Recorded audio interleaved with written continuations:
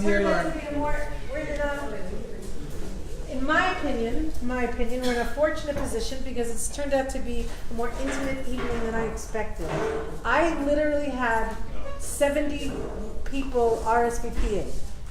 So it turns out that you're not 70 people. So if you're sitting in the back and you want to move forward, please come up and move forward.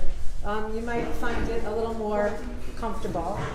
Just to let everybody know, the back door is open, the front door is closed so that Rabbi Anava is not interrupted.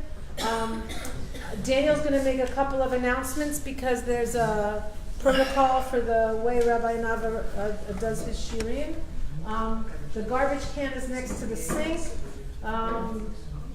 and that's pretty much it. Can you come in and have a seat, please? So Daniel's going to make a few announcements, and everybody, if you've washed, and afterwards at some point when he's done, I don't know how you want to do that. I'll find some messages. Okay, so good evening again, everybody. We're very happy and Please shut off your phones. very honored to have Rabbi Anava here. First, the rule number one: please turn off your phones. We're going to be recording this, so even though it's it's a Melave Malka for us that we're all here, but we may be able to have hundreds, thousands, or maybe more than many thousands of people benefit from this shiur tonight because it will be recorded and it will be placed online. So please turn off your cell phones. Second thing, please do not come up over here. We locked the door, so if you need to go out, there's a door in the back where you can go out. Third point that I would like to make is that questions at the end that I explained before already, and please keep your questions sweet and short, and questions only related to this shiur. So it's not meant to be like a personal consultation that the rabbi is giving. If you would like to have that or more time, you can also sign up at $, right here, and make more or contact the rabbi. So I think the rabbi needs no more introduction. I could pretty much say he's a world-renowned speaker, has been speaking for many, many years, and is extremely interesting his shiurim. I listen to the shiurim myself, and Baruch Hashem, I've had the blessing to be able to learn a lot. I don't know where I would be today. I would be in a different place if I would not have all that knowledge. So without further ado, I would like to introduce to you Rabbi Anava. Thank you so much. Thank you so much. And please Thank you so us. much. Thank you. Now, let us stand up for now. Tov, first of all, Shavuot Tov, everybody. Chodesh Tov. I would like to take the opportunity also to thank the hosts, Daniel and Lauren, for not only opening their home for this lecture, but there were other lectures, and Baruch Hashem. The famous story that we got stuck here a year and a half ago in the hurricane, so that's where we were stuck. So it was a good stuck. So Baruch Hashem, thank you so much for opening your home and organizing such a beautiful night. Mezad Hashem, Hashem should bless you both with great happiness and health and parnasa, and you should merit to do many more classes and events that will benefit the public. So we're going to talk today about Pesach, but we're not going to talk about matzot, and we're not going to talk about the afikoman, and we're not going to talk about chametz, and we're not going to talk about Leil Seder. So I'm just preparing you already now that you're not going to get disappointed. We're not going to talk about anything that you think about that is in the title of Pesach, but we are going to talk about Pesach. And there's so much more to say, I don't even know where to start. We are in a very, very powerful, special, auspicious time. And Imagine now somebody would give you an opportunity to go into some jewelry store and tell you have 3 hours, take whatever you want. So some people, what they do is they say, you know what, thank you so much. I have a nice watch and I have a nice ring and it's okay. You're very kind, but it's okay. Some people will say, you know what, okay, I'll have that watch and these earrings. The smart person, what he does, he goes home, he gets duffel bags and he starts filling up the bags with jewelry. So we have now a countdown of 14 days where you have the opportunity to go home and get duffel bags and start filling it up. You can leave tonight and say, thank you so much, the pizza was amazing. Or you can say, okay, I heard one thing. Or to say, okay, how am I filling duffel bags? Because Pesach is one of the most auspicious time in the year. And we're not celebrating Pesach because we left Mitzrayim, Egypt, 3,400 years ago. We are commemorating Pesach for many other things, which the main part of Pesach that we're celebrating or trying to focus on or to kind of line myself is with the opportunity that comes with Pesach. The opportunity that comes with Pesach is to go out of Mitzrayim. And Mitzrayim is not a country 700 kilometers south of Israel. Mitzrayim is a state of consciousness that in Hebrew Mitzrayim means Meitzarim, limitations. And we're all in a Mitzrayim. If you are not in Mitzrayim, then you leave the world, you're done here. We're all in Mitzrayim. That's why we start the Haggadah by saying, Avadim ha'inu leparov le'mitzrayim, but we say ha'inu, we were. It's not, we don't say our forefathers were slaves in Mitzrayim. We say we are slaves in Mitzrayim. And again, we're going to mention the word Mitzrayim a few times tonight. Do not try to imagine in your mind a country of Egypt south of Israel. Mitzrayim is a state of limitation. Mitzrayim comes from the word in Hebrew meitzar. Meitzar is something that limits me. And I have to go out of Mitzrayim. That's why in our Torah, almost any prayer or any time we learn Torah or do any mitzvah, we say Zecher Letziat Mitzrayim, to commemorate going out of Mitzrayim. Because my entire existence is to go out of my Mitzrayim. And Pesach is the time that gives me this power. And everybody is stuck in some type of a Mitzrayim that they have to go out from. And if a person doesn't understand that he's in Mitzrayim, he or she, then that's how severe the Mitzrayim is. And we have 2 weeks to prepare for the opportunity. If you take it the right way, then comes the night of Pesach and you're ready to receive this blessing, to receive this godly light. Now we're starting the month of Nisan. We celebrated Rosh Chodesh today. And the month of Nisan in general, the entire month, is a month when there's the power or the energy of being renewed. And especially in my soul. Everything needs to be renewed. Sometimes you're looking at your closet, you're saying, all these clothes are old, I want to renew my entire closet. Fashion changes, whatever, the clothes are old. Constantly we want to replenish or renew something. Same thing with my soul. The soul also needs to be renewed. Pesach is the time when we renew the neshama. And the reality is, this is something many don't realize, but our reality constantly renews itself. We might look at the same thing every day, and we might live in the same body for years, but my reality is being renewed every second.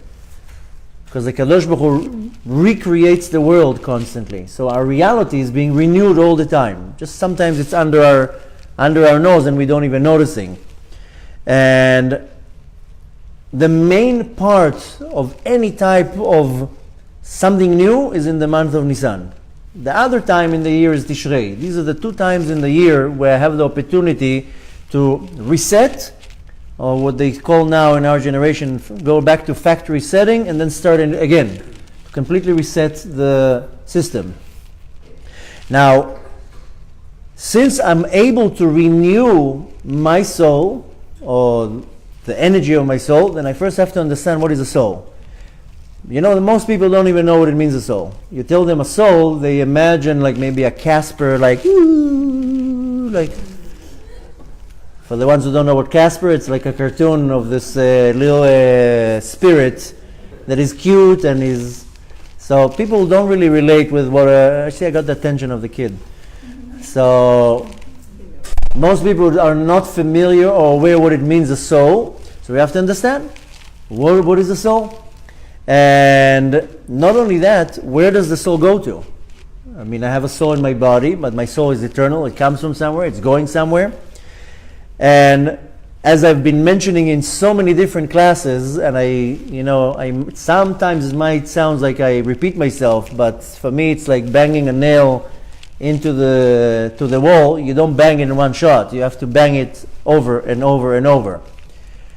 And in many lectures, I will present a question that everybody has to ask themselves: are you aware what is your purpose in life? And if you don't know what's your purpose in life, you are in big trouble. And don't think for 1 second you have one purpose. You can have 50 purposes, and you can have a purpose from now for 3 years, and then you move to a completely different place in your life. You start a new purpose. But that's a question you have to ask yourself on a daily basis. What is my purpose, and am I fulfilling my purpose? So it all has to do with my neshama, with my soul. And when I want to understand what is a soul, so I go back to our sages, and our sages explain that my soul is a chelek Eloka mimal, a piece of Hashem from above. What does that mean? I don't know. A piece of Hashem. Okay, so I'm a piece of Hashem. Great. Well, it didn't tell me anything right now. If a person wants to understand what it means, a soul, then our sages give a parable. Imagine a mountain, and you chisel a piece out of the mountain, and comes out a little stone. So this is what it means, that my soul is a piece of God. Like as if a piece was taken out of God. God is the main part. I'm a little piece that came out, like a little stone. This is a chelek, a piece of Hashem. Chelek Eloka. Now, the mountain is, so to say, in this parable, Hashem, and the piece is my soul. Of course, there are many, many pieces. Now, a person that is able to reach to a place where he understands, and not only understands, receives the level of neshama, which I spoke about it on Thursday in the class about reincarnations, the different levels of our soul. But when a person is able to reach to this level of neshama and understand that, then this person goes from a place of limitation, what we call gvul, to en gvul, to a place of infinite, with no boundaries and no limitations. Only when I receive the level of neshama. That's why I said most people, they don't even operate in the level of nefesh. So we have to understand, first of all, what it means a soul, and how do I reveal the soul. Why? So I will go from a state of limitation to a state that I'm spiritually, emotionally, and physically free. And a state of limitation, by the way, just to have a clear definition, in our generation, they call it in a different way. They call it addiction. And everybody's addicted to something, and usually people are addicted to 20 things. We had a long discussion this afternoon about it. And again, very, very important, don't think I'm trying to hurt anybody or make a joke or to that it will sound that I'm minimizing somebody's problem. I'm just trying to create the awareness of what's going on. Some people, their addictions are severe: drugs, alcohol, gambling, whatever it is. Some people, their addictions is very, very basic things. They're addicted to cigarettes, they're addicted to coffee, they're addicted to chocolates, they're addicted to their phone, to their car, to Facebook, to nonsense, to Netflix, you name it. When I can't not function with something, then I'm addicted to it. I mean, a lot of people don't want to hear the word addiction. So we'll call it now, to make it soother on the ear, a limitation. Now, there are other types of things that I'm limited to, not only physical things. A person can have a problem with anger. And that's his limitation. He doesn't know how to control his anger. That's a state of limitation. I can be very judgmental. I can be extremely jealous. I can be sad. Whatever it is, that's a state of limitation, because I don't know how to control myself. So when I'm talking about a state of limitation, it can be many different things. But I need to reveal my soul, because if my soul is revealed, I will never be in any state of limitation. I will be free. That's my purpose. Not the purpose, but one of the goals that I want to do is to be able to reveal my soul, to be able to take it from a state of gvul, of something that is limited, to something that is free and limitless. Now, this is one of my jobs to do here, and I need to be able to bring the soul back to its original state, which means I have to first look into what is the original state of my soul, and then bring it back to it. And that requires a lot of work. This is not something that takes right away, but when I'm able to do that, that's what will bring me my true happiness and my true pleasure. Because, agree with it or not, we are creatures that constantly looking for pleasure. That's how we created. Don't try to change it, because that's how we are. Now, our nature, our soul's nature, is to get pleasure from God, not from anything physical. But we will constantly look for pleasures. And, of course, everybody wants to be happy. I don't know why people that are by deliberately trying to be not happy. The sad reality is that I don't know how to find pleasure in my life. I don't know how to find happiness in my life. So I go to instant gratifications thinking that will give me happiness and fulfillment. But I need to bring myself to a point that I'm able to derive pleasure and happiness in my life from my soul, not from anything else. Now, one way of looking at it is that I want to bring something that is limited or is defined to something that is not limited. That's one way of looking at it. And I know maybe in the beginning some of the things I say will not make so much sense. That's why we'll go through the entire night. Then things will start falling into place. And if I'm able to awaken the soul in me, because most people are spiritually sleeping. That's most people. Even if they wear a yarmulke and have a beard and go 3 times a day to shul, doesn't mean anything. If a person is observant, it doesn't mean that the soul is not sleeping. Most people, their soul is sleeping, which means that I have to wake up my soul. If I'm not going to wake up my soul, again, I'm in a state of limitation that will be translated in many different ways. So in order for me to understand that, because my main goal is in Pesach to bring to a revelation that my soul is revealed, but I have to first understand a quick background, what is a soul? Now, when you're looking in the roots of creation, you have to constantly go back to the source. When Hashem created the world, He did not create the world to punish anybody. Hashem did not create the world to make us suffer, and Hashem did not create the world to torture us. It's the complete opposite. Hashem created the world to benefit us, to give us. This is called lehativ im ruav, to give us something more than what we already had. This is the first misconception that you have to completely erase from your database. Hashem is not here to torture you in any type of way, and not trying to hurt you, not to try to go against you. It's the complete opposite. Hashem is only for us to become much, much better. Kind of like a relationship of a healthy parent. A healthy parent is not looking to fail the child. The healthy parent wants the child just to succeed, to be happy, to find their path. And the parent is willing to take risks and to sacrifices just for the child to be happy. I'm talking about a healthy relationship between a parent and a child, because there are many parents that they're not like that. But with the Kadosh Baruch Hu, the ultimate parent, he has no agenda to make me fail. His entire point is to make me be greater. Now, the way that it's explained in the Kabbalistic term is that my soul is a vessel. This is, for example, a vessel. Because if I want water, if I don't have the cup, how am I going to take the water from point A to point B? So we use everything in this world as vessels. And my neshama, my soul, is a vessel to be able to receive this godly light. What is this godly light? Pleasure. This is the easiest way to explain it. And I'm going to throw some big concepts throughout the night. You don't have to understand to depth of every little thing that I say. You have to understand the idea. But very, very general. Our soul is a kli, it's a vessel to receive a godly light. The godly light is pleasure. That's how it works. Now, I need to have a desire or the goal to constantly grow and grow and grow, that my vessel is becoming bigger and bigger and bigger. Now, not only that my capacity is greater. And it doesn't mean something physical, by the way. It doesn't mean that I want to grow and have, instead of a 3-bedroom house, a 4-bedroom house. This is not what I'm talking about. It means that I'm able to receive much more godly light.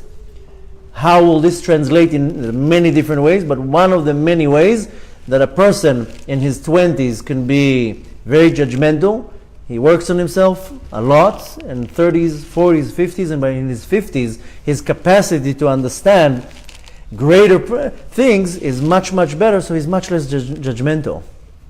So that's one way how I want to grow. I can grow with patience, I can grow with understanding, and so forth. Now, the source, the essence of the soul is coming from what's called Ein Sof, from a place of infinite, the essence of the neshama, and it wants to go there. Technically, we're not so happy to be here. And before the soul comes down to this world, it's subpoenaed to Hashem, and it's begging Hashem, I don't want to go down there. I'm good where I am. Who needs headaches right now? And Hashem says, no, it's good for you. And the soul is kind of begging, I don't want to go. I'm very comfortable where I am. I don't want to come back here. But Hashem says, no, you were created to go down, and you have a job down there. So the entire time that I'm here, I have a yearn to go back to where I came from. Sometimes people don't understand where this feeling is coming from, but I want to go back. We constantly want to go back to where we came from, because that's our source.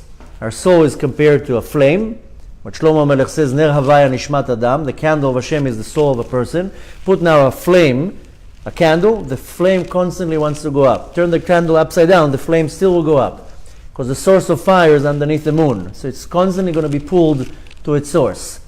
Same thing with my neshama. My neshama constantly wants to go closer to Hashem.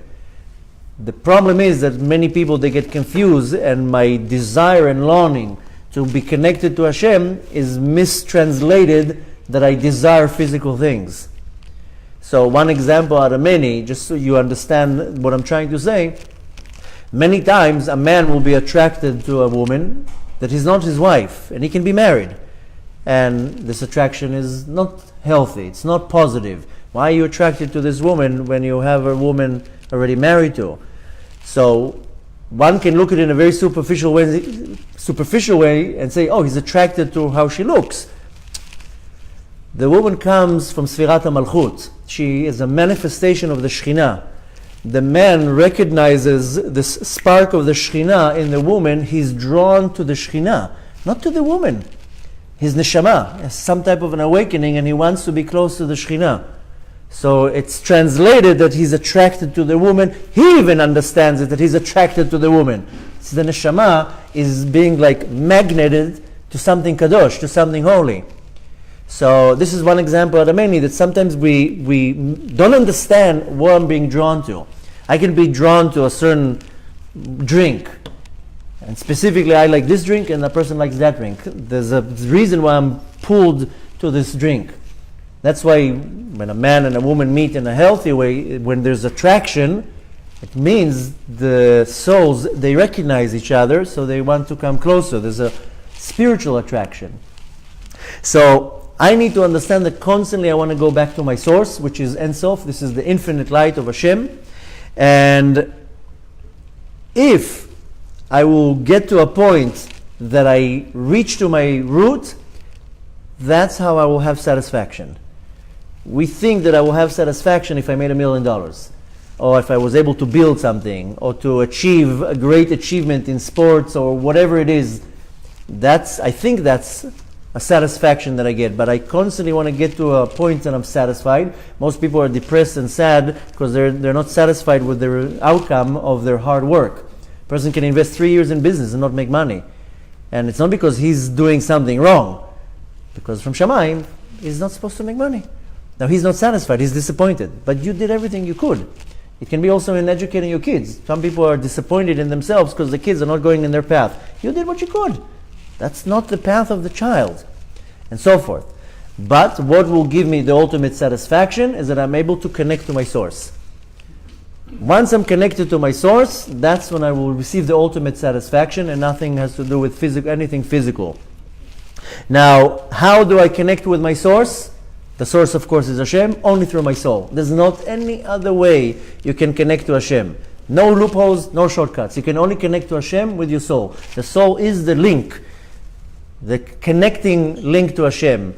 And the soul, I'm talking about the level that is called neshama. We're talking now only in level of neshama. I know some are more familiar with different terms of nefesh and ruach. Now we're talking about neshama. I want to get to a point of gilui neshama, that my neshama is being revealed.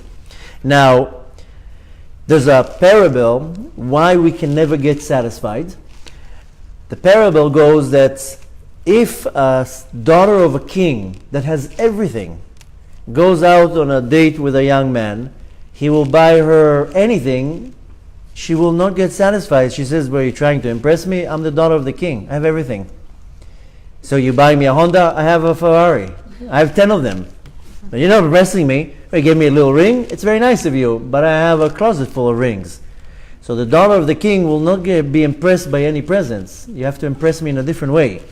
Same thing with the neshama. You think the neshama will be impressed with things in this world? You think the neshama is impressed with pizza? Your body's impressed with pizza. Ooh, it's the best one. Neshama is like, what are you giving me? A piece of dough? So we get impressed and satisfied by physical things. The soul is looking at it like, what are you trying to bribe me with something physical? You're not going to be able to, ever. So the thing is, it doesn't matter what you're going to give the soul in this world, it will never compare to what it gets from the king, from its essence. Doesn't matter what you're going to do. So that's already a problem, because a lot of people, they're running after fake dreams and they'll never get it, and then they live a life of disappointments. They're disappointed in their spouse, they're disappointed in their kids, they're disappointed in their business partner, disappointed in anything. And then when you're disappointed, we'll start developing sadness, depression, loneliness, and many other problems. So I have to understand that we all looking for some type of check it. I just want a little bit of peace of quiet. And not because I had a long day, because my soul needs a little bit of sheket, calm, roga, menucha. I have to just a little bit of quiet. That's why we're going on vacations, thinking, maybe that will do it. And then I get a bad flight, bad hotel room, the food stinks, everything is wrong, the hotel was... Now I'm not even getting a little bit of quiet even in the vacation that I take. So the reality is that we're looking for peace and quiet and some happiness in my life. So this happiness that I'm looking in my life is not that I'm looking to get something physical. I'm looking to connect to my source. That's it. End of story. There's not any other way to explain it. The only way I will get satisfaction, happiness, and so forth is if I am connected to my source. Now, again, going back to the word neshama. What does it mean, neshama? Now we're kind of defining what the neshama wants, but what is the neshama? The neshama comes from the word in Hebrew, neshima. Neshima, take a breath. I don't know if you ever noticed, everything in this world costs money. The thing that you need the most is free. And you consume it every 2-3 seconds. Oy vavoy, if we get to the day they're going to start charging you for breaths. Can you imagine getting a bill at the end of the month? You have took 36,000 breaths this month. So, Baruch Hashem, we don't have to pay for air. But this is really, when you're thinking about it, the source of life. Because I can go a few days without food, a few days without sleeping. I can go a few months without a house. I can't go a few minutes without air. No air, system is out. So, neshama, soul, comes from the word neshima. What's neshima? Air. So, another word, by the way, really where the word neshama comes from the word in Hebrew nishum. I'll explain in a second what that means. But how does the neshama receive light? And again, light is not these. This is not light. This is not the light that I'm talking about. A lot of times when you talk about light, people think that it's referring to a light bulb. Light means air. My spiritual air. If you will close your nostrils and your mouth, you're going to start suffocating. The result will be death. prevent your soul from getting air, it will spiritually suffocate. That's how it is, which will result in spiritual death. So the idea is that I need to receive light for the neshama, and that's this spiritual light. Now, how does it work? What's nishom? The soul is created with vessels, with certain types of vessels. What are these vessels? These are my desires to receive. I have to be built in. I have to have some components built in. Part of these vessels, or the Kabbalistic term is kelim, is the desire to receive, what we call haratzon lekabel. I need to receive things. What is this that I want to receive? I want to receive God's light. What is God's light in my terminology? Pleasure. This is the definition. Now, the amount of light that will come into the soul is defined in my kelim. If I don't have kelim, I'm sure you heard this term a lot of times. People come and say, I want to get married, prepare kelim. I don't know what you're talking about. Remember when I wanted to get married, the Rabbi told me, you have to build a vessel. Excuse me? I'm just looking for a wife. What are you telling me now to build a vessel? Went to the Rabbi, told him, I need the blessing in Parnasah. Build a vessel. Yeah, you're with your vessel. I need a bracha. Vessel is a kli, is a way to receive something. So when I want to receive God's light, I need to prepare vessels.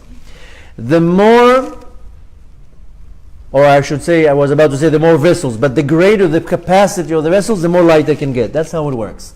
So the quantity of light that I hold in me, and again, remember, light, not this light, light is the blessings of the Kadosh Baruch Hu, the air that the Kadosh Baruch Hu is giving me.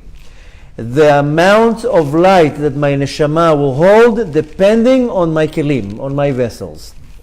Now, just so I can understand, kli, vessel, is my creation, my neshama, is the chelek, is the piece of the nivra. The or, the light, that comes from the Kadosh Baruch Hu. So I have to connect them together. The light of the soul into the vessel. Now, I need to not only create vessels, I need to make them kosher, so to say. In Hebrew, the term is lachshir kelim. I can now go, I'm sure a lot of you are going in Pesach for a retreat. And what do? How come you go to some hotel in the middle of nowhere, suddenly it's kosher for Pesach? How do they do that? Well, they have a crew that go there 3 weeks before Pesach, and they burn the whole hotel inside out. And they kasher the whole place. The burn I'm talking about, they go into the kitchen, and they will now turn everything from impure to pure. And that's how suddenly the whole kitchen is kosher. So this is called lachshir kelim. I make the kelim, the vessels, the pots and pans, I make them kosher. I also have to make my kelim kosher. And once I prepare the right kelim, then I can receive the light. That's how it works, the light from the Kadosh Baruch Hu. Now, the way to really refine my kelim, I got a kli, a vessel that is programmed to receive. That's why babies, they're born into the world with the hands like that, because they came to take. Person dies, hands are open. Pay attention how a baby is born with their hands closed, because they came to take from this world, they only came to take. And babies, everything they touch, they take, put in their mouth. You notice babies put everything in their mouth. There's a mystical reason for that. It's not that something wrong with the baby, but babies constantly take. Even a child that is born into an observant family will still have the character trait of taking things without permission. You're saying, well, why would the child have that? Because he came to take from the world. But at the end of your life, we go and leave this world, hands are open, that's it, I'm not taking nothing from this world. So my kelim, the vessels that I get when I create it, is I'm coming to the world to take. Most people are takers. They take from everything. And if they cannot take from you something, they move on to somebody else they can take from. I have to kasher my kelim, refine my kelim, so I become a giver. As long as I'm a taker, my kelim will always be damaged. I'll never be happy, never be successful, never be content, never be calm, never be anything than what we're talking about. I have to refine my kelim that I become a giver. Once I'm a giver, now this is a game changer. Now, when I do a tikkun, a rectification, I don't know if we're going to have enough time to talk about today about tikkunim, but I'm sure you're familiar with the term. When I break something, I have to fix it. Tikkun is to fix something, to rectify. When I do a tikkun, and a tikkun can be from sins that I did in this world, from sins that I did in previous worlds, and sometimes the tikkun that I came to do has nothing to do with me. Sometimes I came to this world to rectify something that somebody else damaged, but I was chosen to do it. And I can't agree or disagree. So, when I do a tikkun, any type of a tikkun, then I will receive this godly light in 5 levels. Nefesh, Ruach, Neshama, Chaya Echida. That's how it works. These are the 5 levels of the soul. If you participated in the class on Thursday, I explained that every one of these 5 levels has 5 levels in it. So the Nefesh has 5 levels, and the Ruach has 5 levels, and the Neshama and so forth. But each one of those levels have another 5 levels. So really we have 5 times 5 times 5, which makes the lowest of all Nefesh, the Nefesh, the Nefesh. This is the lowest part, and the highest is Yechidah, Sheba Yechidah, Sheba Yechidah. This is 125 levels of my soul. But to make the terminology more clear, once I did a tikkun, I get the light. What is the light that I get? I will get it in 5 levels, Nefesh, Ruach, Neshama, Chaya, Yechidah. Chaya and Yechidah, don't even dream about it, you'll never get it. This is very, very rare. Very few neshamot are able to reach to the level of Chaya and Yechidah. These are great tzaddikim. When Mashiach is going to come, then we'll receive the level of Chaya and Yechidah. But there are tzaddikim in our generation that can bring themselves up to a level of Chaya and Yechidah. We are working in Nefesh, Ruach, Neshama, and not to blow the wind out of your sails, most people in this world don't even have the level of Nefesh because of the severe sins that they do. They don't even have even the level of, they didn't even do one tikkun to receive the level of Nefesh. They're still working and fixing their kelim. Don't get discouraged. I'm just saying the definition, because some people, they live in some fantasy that they think they're in a much higher level than what they are, which is a big mistake. That's why Hashem causes us in many times to sin. Because sometimes I feel that I'm so amazing, then I elevate myself, I hold myself in such a high level.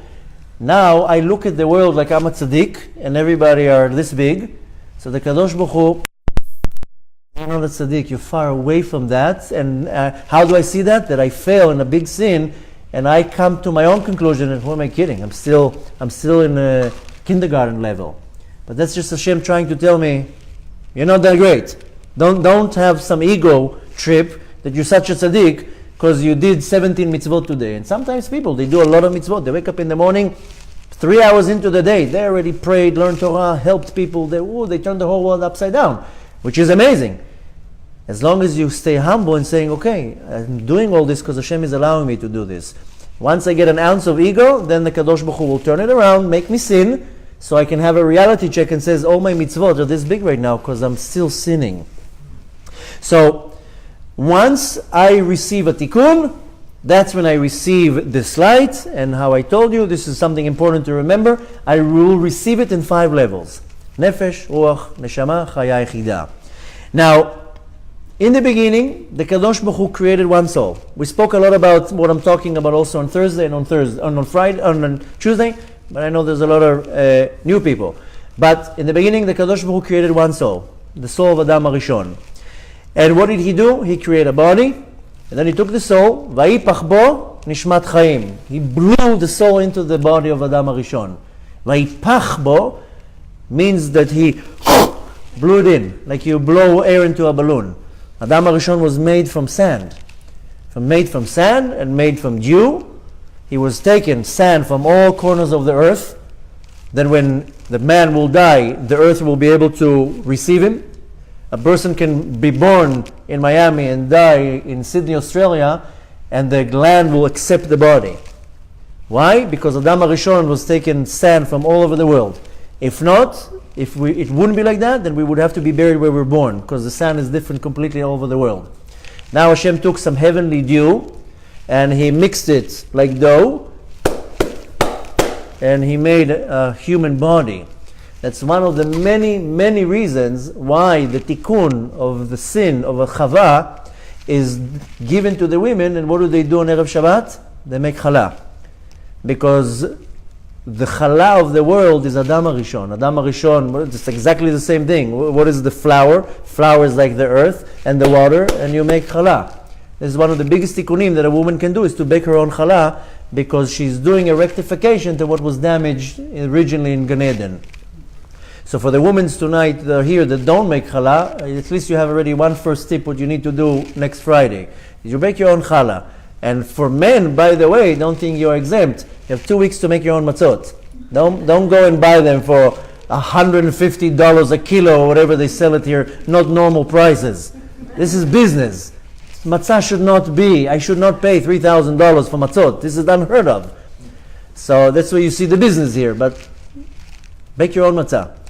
Go to a matzah bakery and bake your own matzot. At least the three that you eat on the night of Pesach. You want to have more matzot to give the kids and to have for Chol HaMoed, that's very nice, buy the matzot. You want to do the same tikkun, you have now the opportunity and you bake your own matzah. I'm sure there's a matzah bakery somewhere in South Florida that you can find yourself where to go and bake your own matzah. You'll see your Pesach is completely different when you do your own matzot. So the Kadosh Baruch Hu created the first man, blew the neshama in him. And why did he do that? So we constantly remember that the soul came from God. That's the only reason. So Hashem blew the neshama in the body. Now, the first soul sinned, and the result was that it broke into pieces. Into many, many pieces. Thousands and thousands of pieces, and these are all the souls of all the people that exist. And then of course came more souls and more souls and more souls. But that's the original state. Now, where does all this happen? It all happened in a place called Gan Eden. Now I know some people have different imaginary ideas what's Gan Eden. Some people imagine Gan Eden, a beautiful tropical island. And Adam is some young guy, long hair, gel, six-pack, nice biceps, and then Eve walks in with long, beautiful blonde hair. She uses Revlon and she's like, walking on the beach, and this is not Gan Eden. This is Hollywood. Gan Eden is a state of consciousness. Gan Eden is right here. Also Gehenom is here. Everything is here. I'm not talking about the Gan Eden where the souls are sitting right now, the ones who are actually resting and waiting for Mashiach to come. The Gan Eden where Adam HaRishon was walking around, it's in this world, just that it was a state of consciousness. In the beginning, Adam HaRishon did not have a body. The Talmud says that his feet were on the ground in the world of Asiyah, in this world, but Rosho Magia Shamayma, his head was in the heavens. The Talmud says, and you can take it literally or as a parable, the Talmud says Adam HaRishon was 500 feet high. So his feet were on the ground, but his head was in Olam HaAtzilut. But once he sinned, he disintegrated or broken into pieces. Now, Gan Eden, again, when we're talking about the word Gan Eden, I don't want to say the word heaven because it doesn't make sense even in English. Gan Eden. Gan Eden, the definition is, in Hebrew, I will say it and translate, Matzav Todoati, state of consciousness. This is Gan Eden. Most people, they're not in Gan Eden because their consciousness is in a completely different place. Most people, they don't even know how to elevate themselves to a different state of consciousness. But Gan Eden is, again, a state of awareness, of consciousness. Adam HaRishon, why did he see God everywhere? Because there wasn't any blemish. The kelim, the vessels that he had, were not damaged. He was able to see Hashem. And to see everything in creation in a form of elokut, of godliness. Once he sinned, vessels are broken, he can't see Hashem anymore. So, each and every one of us can go into Gan Eden like that. All it takes is a little bit of hard work, and we can go into Gan Eden in this world. There are some tzaddikim that they're tasting Gan Eden in this world, but this is a hard level to reach. Don't think that you can take a pill and be in Gan Eden. Some people take pills and they're thinking they're in Gan Eden. But if I want to be in Gan Eden, all I need to do is what is required for me. Is it easy? Not at all. But if I will do what is required, I will get into Gan Eden. And again, state of consciousness, and I can be in Gan Eden in this world. And there are tzaddikim that they reach to that level. Why? To show us that it's doable. Now, if you remember, if you remember, first of all, if you remember, in Gan Eden, why did Adam HaRishon was able to see godliness? Because there was no barriers, or what's called a chatzitza, between him and God. Chatzitza means something that is separating between one entity to another entity. I'm sure, no, there's a difference between mechitza and chatzitza. Mechitza is more a partition that can easily be removed. Chatzitza is something that is separating two entities. That's why mechitza is a very similar word. I'm sure you're familiar with the word for women who keep family purity and they go to the mikveh. The body has to be so clean that there's no chatzitza between the water and the body. So even nail polish is a chatzitza. Even a little bit dirt on the hand is chatzitza. Why? Because it's separating. The water is not touching 100% on the body. The woman who goes to the mikveh is not 100% clean, not 99%. 100%, she can go into the mikveh, it's not going to do anything.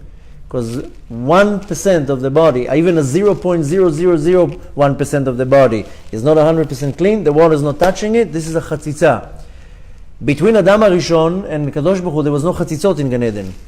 So he was able to see Hashem. The reason why I don't see Hashem, because there's all these chatzitzot. Remove that, you'll see the Kadosh Baruch Hu. Now, how do I do that? Today we're getting a manual. How to see Hashem. Now is not the time to explain. I'm sure some of you are familiar with the 10 Sfirot. The Sfirot are divided into two groups: intellect, what is called mochin, and midot, the emotions, which is the lower part of the Sfirot. The midot, the higher part of the midot, are called chokhmah, bina, and da'at. Now, to the ones it's a little bit more familiar, there is an argument in the teachings of Kabbalah about these midot, about these Sfirot. Rabbi Moshe Cordovero, who is known as the Ramak, says da'at is not a Sfirah. The Sfirot are keter, chokhmah, bina. The Arizal, Rabbi Yitzchak Luria, who was his student, says no. Keter is a crown. It goes on the mochin, on the head. Chokhmah, bina, and da'at are the Sfirot. That's where they argue between them. Needless to say, they're both right. It all depends where you're looking for, the angle you're looking from. We're not here to explain the argument. Why am I saying that? Because da'at, to many opinions, is not considered a midah. But it's part of the mochin. When you're looking at the mochin, is intellect, is brain, is a spiritual brain. When you're looking at the structure of the brain, then chokhmah is the right side of the brain, bina is left side of the brain, and da'at is the back side of the brain. In our generation, a lot of people are aware, especially when it comes to addictions, because we're talking about addictions and limitations, most of the addictions are coming from the subconscious. If a person knows how to decode the subconscious, the da'at, no addiction. One example out of many, this is not now the time to talk about it, but I did promise many people, and I will make a whole course about how you re-decode the da'at, how you get rid of addictions. Because when I became observant 18 years ago, minus 2 weeks, I was addicted to anything that existed in this world, from big things to small things. And one by one, I dropped them. Because it's all in the back of your mind. It's all in the da'at. One example out of many, I was an extremely heavy smoker. I used to smoke 3 packs a day of cigarettes, like an average Israeli. And not like regular cigarettes. Red Marlboro, I was like a chimney. And I quit like that. Miraculous story. Maybe later we'll have time, I'll tell you how. But the physical way how I did it was through hypnotism. And hypnotism is that they go into, the hypnotist goes into your da'at, to your subconscious. I mean, modern terminology is called subconscious. You have conscious and subconscious, which is very funny because, but anyways, I'll tell you once the story. But the idea is to go to the subconscious, to the da'at, and to recode it. We are programmed in the world to do certain things. I think that I need to do something. But once I get to the level of that, I'm able to overcome almost any addiction. If you do it the right way, you'll be able to knock off anything. Not only physical things, also spiritual, emotional things. So I need to get to a point that I know how to develop my da'at. The sfira that is at the back part of my mochin. What is that? Awareness. This is the way to translate what it means, da'at. And some of you were here in the afternoon class, some of you were here in the class I gave on Monday in the Safra Shul. I was talking about Hebrew letters. The ones of you who paid attention, some of you were texting, some of you were sleeping, some paid attention. The ones who paid attention, I was asking a tricky question: how many letters do we have in the alphabet? In the Jewish alphabet, of course. So everybody raises their hand, very excited, and they say 22 letters. Wrong. We don't have 22 letters. So some people are a little bit more aware. Oh no, of course, we have another 5 letters, the Otiot Mansapach, the end letters, Mem, right? Mem Sofit, Nun Sofit, Samech Sofit, so forth. It's called Mansapach. This is the acronym. So we have already 27 letters. Wrong. 28. Well, you're in the class. Yeah, Baruch Hashem. That's why you're sitting first row. The Book of Formation, Sefer Yetzirah, teaches us that there are 28 letters. And when Adam HaRishon sinned, 1 letter fell down. The 28th letter is called Da'at. Very soon Mashiach is going to come. We're going to get back the letter. So we're going to have a whole new letter in our vocabulary. Which, can you imagine how much information we're missing because we're missing a letter? But more than that, the Da'at, the letter that fell down, that is what Adam HaRishon damaged. That's why it's called Chet Etz HaDa'at, the tree of knowledge. So this is where English is not the language to learn Torah. Because Etz HaDa'at does not mean the tree of knowledge. This is an American invention. Etz HaDa'at, it's the tree of Da'at, awareness, not knowledge. Knowledge is totally different than Da'at and awareness. So when you want to learn Torah, don't learn it in English. Learn Hebrew and then learn Torah. Because then you find yourself with a lot of mistakes. And I know a lot of people say, well, I can learn Hebrew now. So, you know my famous analogy. If I would offer you now $1 million a month job with the condition that you have to learn a language, you would learn that language very fast to get the $1 million a month job. So Hashem tells you, you want to be a good Jew, learn Hebrew. That's how you learn Torah. You don't learn Torah in translations. No offense. Again, if you don't know Hebrew, don't get discouraged and definitely don't get hurt by my words. I'm just saying that's where you want to strive to. Now, if your level is to do it in your language or in English, good. But don't settle. Don't say, that's it, I know how to read English and that's where I'm staying. Work on it and develop it that you are learning Hebrew. I'm apologizing. Don't take my words if my words are sharp and strong. I'm not trying to hurt anybody. A lot of people say, what, now my Torah is worthless because I'm learning in English? Chas v'shalom. Strive to learn Hebrew. Even if you learn 1 pasuk a day, 1 sentence a day, you want to slowly transform that you're praying in Hebrew, not in English. So you start with learning Shema Yisrael in Hebrew, then you work on your Tfilat Shmona Esrei in Hebrew, slowly, even if it takes you 10 years. It doesn't matter, but that's the way to do it. So, the Da'at, this awareness, that's what was damaged at the time of Chet Etz HaDa'at. Now, how do I get connected to this Da'at? I told you it's not information. That's why tree of knowledge is a wrong definition. Knowledge you acquire. You sit now on your tuchus in front of a book, you acquire a lot of information. This is not Da'at.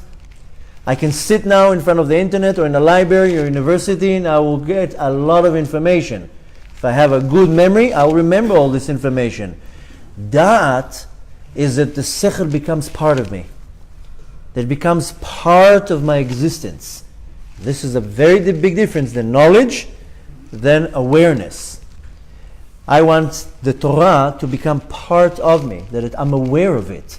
V'yadata et Hashem Elokecha. You have to know Hashem. Now what does it mean to know? What, am I going to go on a dating site with Hashem and then I know Him?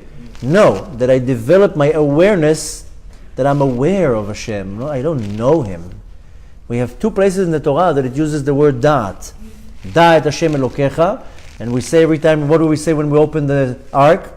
Ata haro'et ala da'at ki Hashem hu Elokim. This is what we want to focus on. Now, what is the da'at that I need to look for? The Torah will show me. There's no inventions and no shortcuts. Any source that will distort the reality and turn it away from the Torah, that's your red flag. Some people go to different organizations, different places, different books.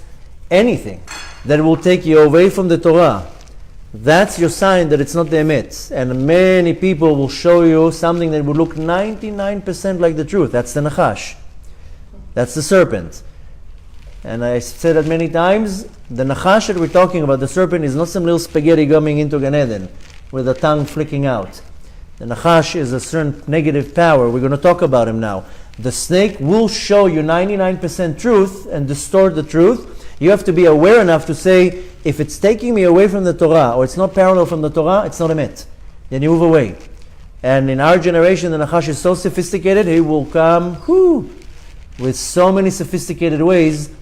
You have to be very aware that you're not falling for the trap of the nachash. Now, what is the dat? How am I going to receive this dat? Only the Torah. There's no any other way. There's no shortcuts. Only the Torah. A lot of people look at the Torah, I don't want to be dressed a certain way. I don't want to eat a certain diet. I don't want to do certain things. But that's the only way. There's no shortcuts. Now, like I told you, there are two places in the Torah that is talking about dat. The first one is V'yadata et Hashem Elokecha. Then the verse ends with Ki Hashem hu Elokim. Hashem, it's talking about Yud Kei Vav Kei. Yud Kei Vav Kei is the power of creation in the universe. But Hashem hu Elokim. Elokim is the numerical value of 86. 86 is the same numerical value of the word teva, nature. We look at nature and we perceive it as nature. We see trees, we see a sky, we see animals. Some people even say, it's my nature. Can you understand the foolishness of somebody saying it's my nature? Why are you getting upset? It's my nature. No, it's not. There's no such a thing even. So, nature that we see around us, we perceive it as nature, but the Torah comes and tells you, Hashem hu Elokim. The Teva is Hashem. That's how you start developing the Da'at. Most people do not understand that Hashem is hu Elokim.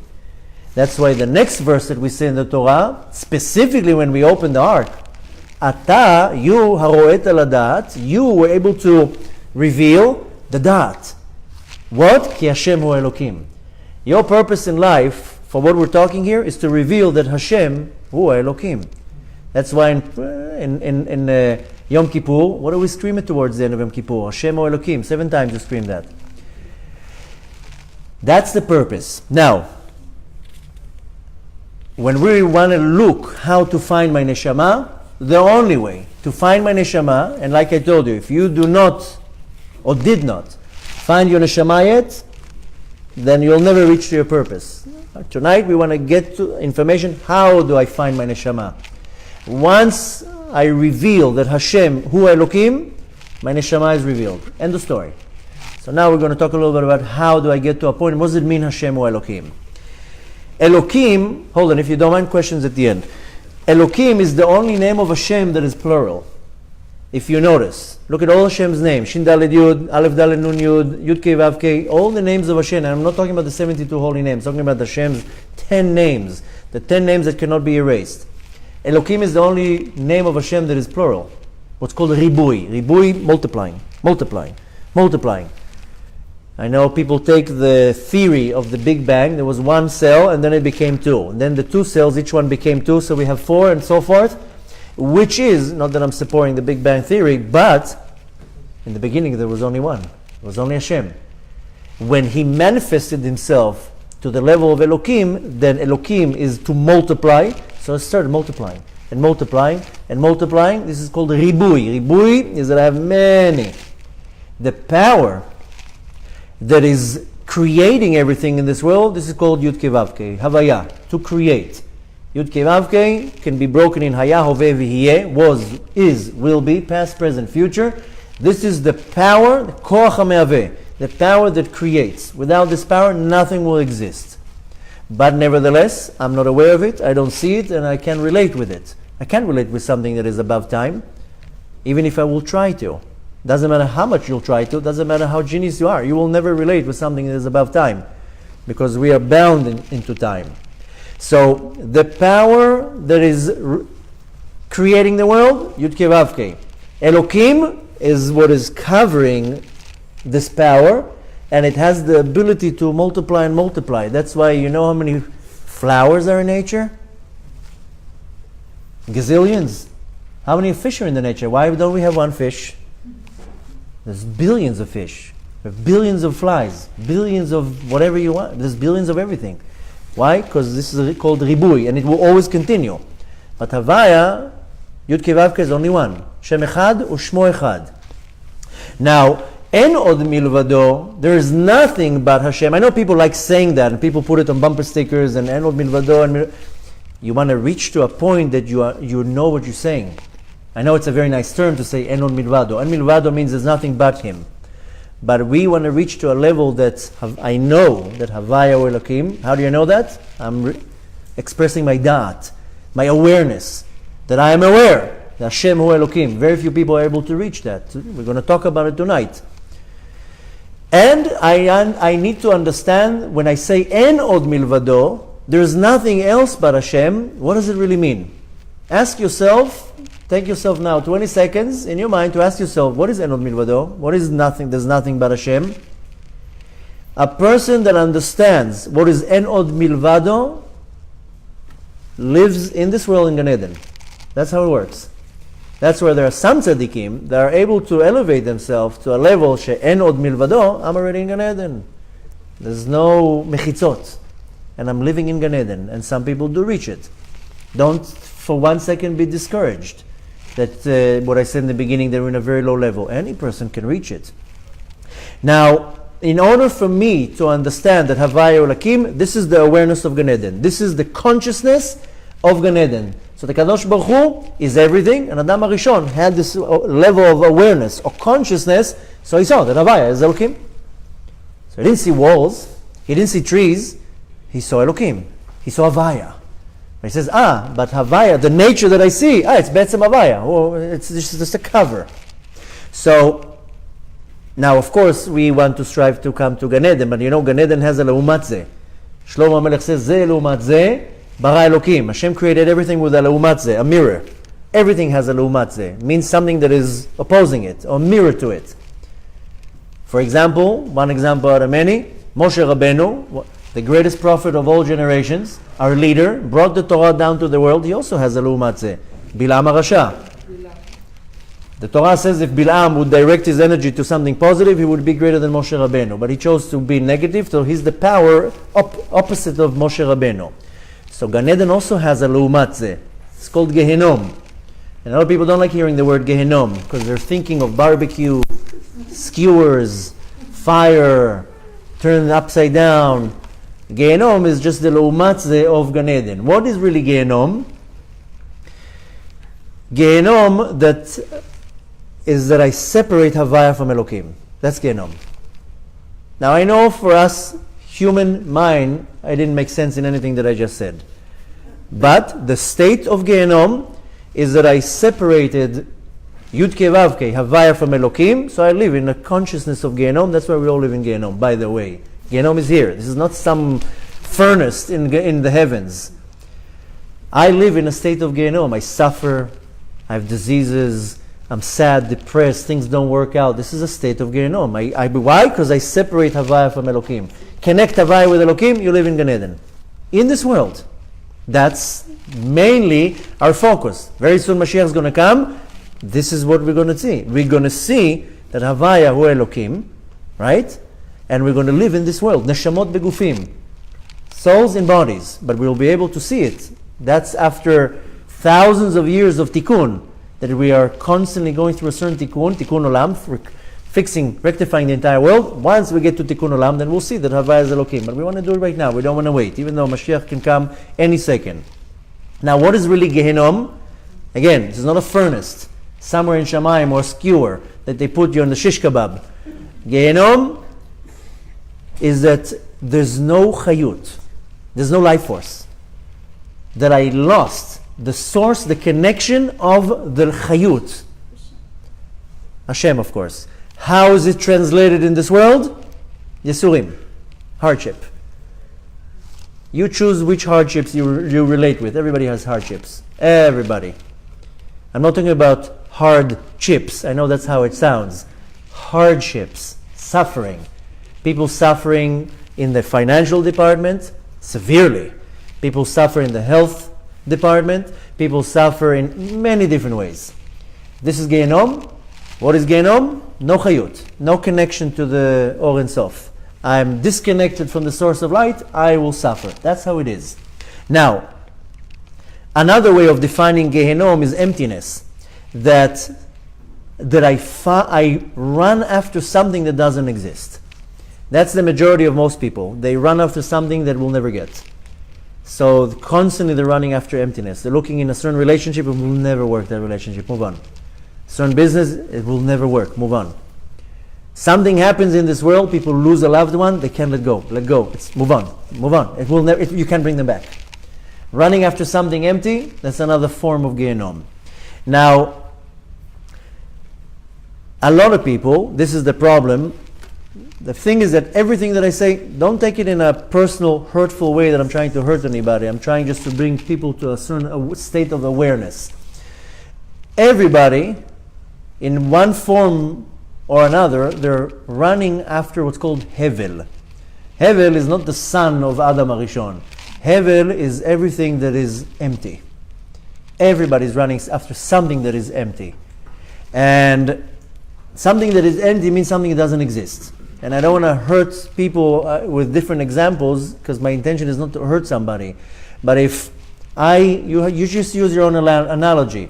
If I'm running after something that does not exist, this is running after heaven, I will be in a state of Gehenom constantly. Because I will never, ever will get it.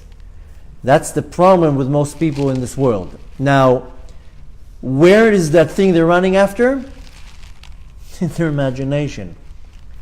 In Israel, it's a little bit more common to say about a person. In English, it won't work well, the term, but in Hebrew it says a person that chai b'dimyonot.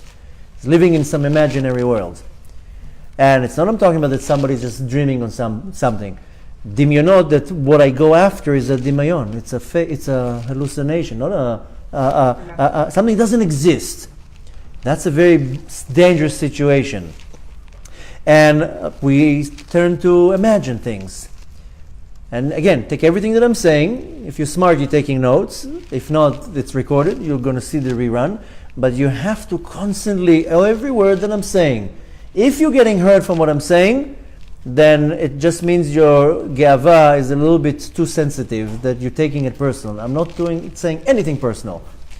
If you are smart, you take everything that I say and you're trying already now as I'm speaking, trying to recognize where is this in me.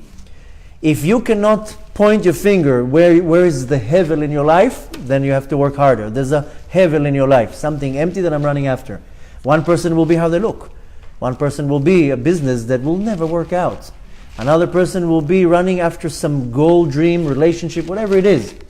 You have to recognize the hevel in your life. What are you running after that will never happen and doesn't exist? Now, most people will suffer because they're running after something that doesn't exist. And sometimes there is a situation and it will not change. Or it will change after a very long time. This is part of the tikkun. But if you think you have the ability to change it, this is running after something that is empty.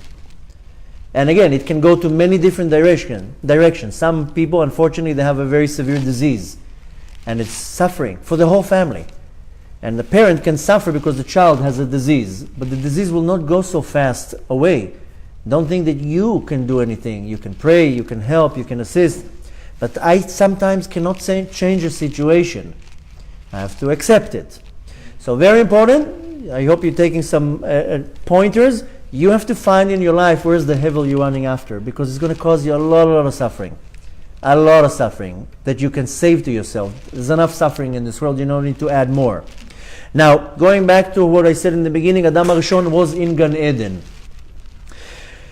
Then came the snake and made him fail. And again, the snake is not some little spaghetti coming into Gan Eden. The snake is an evil force that the intention of the snake is to disregard Hashem, to go against Hashem. There's a reason for that. Hashem created the snake. It's not that he somehow appeared, but it's a power that will go against Hashem. This is the idea of a snake. The reason why it says a snake, because the character trait is sneaky. Something that, like the Yetzirah, try to get you one or another off your target. What did the snake told Adam and Chava? There's no God. God? You're hallucinating. Where do you say God? There's no God. That's what the snake in my life will tell me. There's no God. Yeah, but something is not working out. There's no God. Most people lose any type of reality because they don't have any faith. There's no God. That's the Nachash in our life that will come to tell you 100 times a day, there's no God. Why are you doing all these rituals? Why are you doing all these weird things? Look at yourself. There's no God. So I have to be very, very, very aware when the snake is coming into my life to try to get me away from the Kadosh Baruch Hu. And a lot of people, again, because we talked a little bit about Gehenom, a lot of people think that God punishes me. That's another big misconception. You know what punishes me? My own actions. God doesn't punish me. He stands on the side and he says, ugh. Now I know there is the way how Rambam, the Maimonides explains, Sachar ve'onesh, reward and punishment. But really what punishes me is my own actions. I like calling it an action and a reaction. I do a positive action, the reaction will be positive. I do a negative action, the reaction will be negative. That's how it works. So I get punished by my own actions. Now, once I understand everything that I said up to now, this is the root of my tikkun. And if I do not come to the awareness that I need to do a tikkun, if I think that I'm here for 60, 70, 80 years just to enjoy the pizza and the rogalach that the world can dish out, then I have a big mistake here. I have to do a tikkun in this world, a rectification. The root of the tikkun is everything that I just said. Everything that I just said, this is where it's rooted. The tikkun that I need to do is I need to fix the fact that Adam HaRishon was kicked out of Gan Eden. He got an eviction notice from the sheriff of Gan Eden. You're out. You had your chance, get out.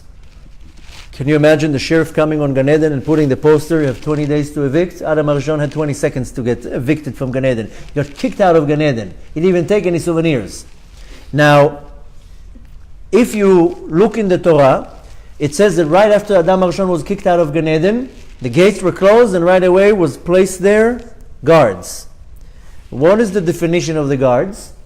Do you remember? The two-headed sword that is upside down. La tacherev mitapechet. A two-headed sword that is faced upside down. This is the guard. Okay, it's a malach, an angel standing in the entrance of Gan Eden. But the supervision, the guard, for me to go into Gan Eden is, just remember, I don't like using the English words because they don't make much sense. Just remember, cherev mitapechet. The sword that is upside down. It says lahat acherev mitapechet because it's a sword. It's not two, I'm making two, but it's a sword that both sides are sharp. Some swords, one side is sharp. We have here a Kung Fu master, right? One swords are one side is sharp. Some swords, both sides are sharp. This is it. Now I know you're imagining now a sword. Don't imagine now a sword. If I will damage something in this world, I will get thrown out of the ability to be part of this in this world. Adam HaRishon damaged Gan Eden, he got kicked out of Gan Eden. Anything that I will damage in this world, lying, cheating, stealing, whatever it is, I'm going to go through the whole list now. You have to relate with everything that I say in your world. If I will sin in something in this world, I will get thrown out of the ability of being in that reality. I'll explain myself. I will be thrown into the reality of what I damaged. That's how it works. That's why I get punished by my own actions. I create my own punishment. Everything that I say I will explain. I know now you're like, what? So I'll say it again. When I damage something in this world, if I lie, I damage something. If I cheat, I damage something. I say lashon hara, I slander, I damaged. We damage all day long. I will get thrown into the place where I damaged. What does it mean? If I damaged unity, Where will I get thrown into? To a place of disunity. Adam HaRishon damaged Gan Eden, place of unity. He was thrown out of Gan Eden to a place of disunity, to this world. There's no unity in this world. Everything is separated. There's no such thing that a person feels unity in this world. Everything is separated. I'm here, you're there. Everything is separated from me. I'm not united with anything. The only thing that I'm united with, that I still don't have the data to understand, is my soul. My nefesh is united with my body. I can't pull out the nefesh out of the body. But this is the place, the world is called the world of klipot. Klipa is something that will separate one entity from another. It's called the world of klipot, the world of separation. The world above is the world of unity. There are worlds, I'm not talking right now the physical world. We know of many spiritual worlds. The worlds that we are most familiar with are the world of Asiya, Yetzirah, Bria, Atzilut, Adam Kadmon. There are worlds above that, Olam HaNikudim, Olam HaYichudim. There are so many different worlds. Adam HaRishon damaged unity. He was thrown out of Gan Eden, a place of unity, into a place of disunity. So I have to be extremely, extremely cautious with anything that I deal with that is material. This is the first key. Anything that is materialistic, I have to be very careful how I deal with it, because I have a very good chance to damage in it. I can use the material to elevate, and I can use the material to damage. Now, my awareness is drawn to the material. My awareness is not drawn to anything spiritual. And when I'm drawn to something physical, into the material, I'm in danger by this material. And when I'm drawn to something physical, then I forget that there's a Yud Kei Vav Kei. I separate Elokim from Havaya. I don't remember that there's God right now. If I'm now lusting something, I have a desire for something, right now I'm drawn to the material, then there's no Havaya right now. There's no Elokim. Completely out. So my awareness is constantly going to go after the material. That's how it works. Now, the great tikkun, I'm going to say a definition and then explains, because some people will get it wrong. Hatikun haklali, the general rectification, and the reason why I'm saying that, because many say, oh, you're talking about the tikkun haklali of Rabbi Nachman. No, right now I'm not talking about that. I'm talking about the general tikkun of the world. Tikkun olam. It's called the tikkun haklali. There's a reason why the tikkun of Rabbi Nachman is called tikkun klali. But right now I'm talking about in a broad way. The tikkun haklali is that I have to annul the upside down sword, the cherev hamitapechet, because then I have access into Gan Eden. I don't have access into Gan Eden. I have to annul the sword, and then I will get access to Gan Eden. Now, what is this sword? Why is it called the upside down sword? Because all my life is full of upside downs, what's called tapuchot. I don't see the reality how it is. I don't see the truth that is the truth. I see the lie as the truth. It's called tapuchot. Everything is upside down. Needless to say that my life is full of upside downs. Constantly I'm upside down. Most people are not balanced the right way. So I have to annul the upside downs, the sword that is upside down. And if I remember in everything in my life that is a challenge, that there's a Havaya, then I know the challenges. Most people cannot deal with the challenge because they are so overwhelmed with the challenge, so they forgot that there's a Yud Kei Vav Kei. Because if you remember that there's Yud Kei Vav Kei, there's no challenge. Where do you see a challenge? I don't see a challenge. I don't see anything. I see it, and it's overwhelming, and I'm not minimizing anybody's problems. Don't think for 1 second that I'm minimizing any problem. People have severe challenges. Challenge, I'm talking about a person can be challenged with anything. I don't want to say different definition, because everybody, their challenges are different. But if I'm facing a certain challenge, you can have to relate with something in your own life. Why do I get overwhelmed from the challenge? Because in my da'at, there's no consciousness that there's a Yud Kei Vav Kei. Now bring that back to your consciousness. There's no challenge. There's no difficulty. So when I bring back Yud Kei Vav Kei to the system, I go out of the test. That's the way to go out of it. Maybe I use a different word instead of challenge, test, because people take things as, oh, this is a nisayon. Of course everything is a nisayon. Your entire day is a nisayon, is a test. There's not one point of the day that is not a nisayon. I use the word challenge, we can use the word test. When I bring to myself to the awareness that Havaya hu Elokim, there's no nisayon, I don't see anything. And that's how I annul the cherev mitapechet. No tapuchot. Tapuchot is like a challenge. Then I annul it. What would be the result? That I will enliven or bring to the awareness, Havaya, the power of creation. Most people don't believe in that. Now, the trick here, this is the problem, that I have to live in the material world. I think there's a song like that by Madonna, no? The material world? Material girl, whatever. See, I'm not that... But we live in the material world. I have to live in the material world. I cannot seclude myself from the material world. I cannot go to some, I don't know, a mountain somewhere. Maybe in Nepal, India, you'll go to some ashram in the middle of nowhere. Yeshivas are not on mountains. I don't know if you noticed. Yeshivot are in big cities. You can't go out of the material world. I am in the material world. So how am I not going to be pulled into the material world? Can you imagine living in the material world without being pulled into it? That's what I need to do. So I need to be in the material world, just now don't get pulled into it. How do you do that? I have to completely change how I look at life. How do I change how I look at life? Because don't forget that we are born into a certain reality. Take now a group of kids, put them on a deserted island, program them completely different. They're not going to see the world how we see it. We see the world because that's how we're programmed to see the world. Have you ever noticed that if you put on a table a few carrots and then put on the table a lollipop, now bring a 3-year-old. The 3-year-old will go to the lollipop or to the carrots? Go to the lollipop. Why? Take now this experiment that I told you and put a bunch of kids, babies, on a deserted island and never show them lollipops, just show them carrots, just give them carrots. And then years to come later, put them in front of a lollipop, they don't even touch it. It's all how we are fed. We are fed in this world, we are fed into the lies. And it all goes into my subconscious.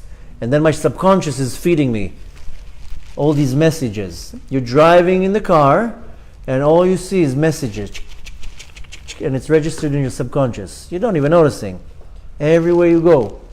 Screenshots. You're taking constantly screenshots of everything that you see. Most people don't remember. Take any normal individual, put him into a room, take him out of the room after 20 seconds. Now tell him, can you describe anybody in the room? They're not going to remember this person was wearing a blue shirt, this person was wearing a black shirt. It's right away they forget. Very few people have photographic memory and they're able to see every little thing. Very few people. Most people it's registered in the subconscious. So I'm fed in this world a lot of lies, and that's how I operate. That's how I'm becoming a slave to materialism. Now I have to completely change how I look at life. Most people, they have some type of a program in their mind and they will never change how they think. And I'm going to give you one example out of many, and I don't want to give too many examples because some people get offended or they get very, defensive, especially when it's something that is close to the heart. But most people are living in huge misconceptions. You know that most people in this world believe that viruses cause diseases. It's not such a thing. Viruses do not cause diseases. And most people in the world will think, and still think, that viruses create diseases. They don't. Disease is disease, virus is a virus. And this is one example out of many. People have all these misconceptions that milk is good for you. Where did you get that from? Where did you get that? Show me the scientific proof that milk is good for you. Milk is not good for you. Milk is created for the cow to feed its calf, not you. This is one out of many, many misconceptions in this world, and I'm not going to get too much into it because I told you, some of you nod, and some of you are like, fool, you don't know what you're talking about. But we are fed with so many lies in this world, and some people are so strong in what they're fed, they will never change the way how they look at life. So the first thing you need to do is change completely how you look at life. And like I told you before, we are fed with so much lies and misconceptions, so that's how we operate. And we believe. How come when you have a problem, you go to the rabbi will tell you one thing, you disregard him, then you go to a doctor, and the doctor will tell you that, you believe. Why? Because he has a stethoscope hanging on his neck? Or because he has a few diplomas on the back? Or is it the right robe? Why do you believe the doctor? Most people go to the doctor, they say I have a problem, the doctor tells him, here's a prescription, go and get the pill. Did anybody ever told the doctor, whoa, what are you giving me? Have you ever told the doctor, did you try it? Did you ever take it? Do you know what you're giving me? Nobody asks questions. Start asking questions. Why are you giving me a pill? Do you know what's in the pill? Why are you taking something without knowing what's in it? I can tell you that the doctor also doesn't know what's in it. He's paid for you to give it to you. Or he doesn't know how to cure you. So he shuts you up with a pill. But why when you go to the rabbi and the rabbi tells you, change your habits, stop lying? No. Don't you have a pill? So, there's so many, I know it's easy, but we're not here for an easy life.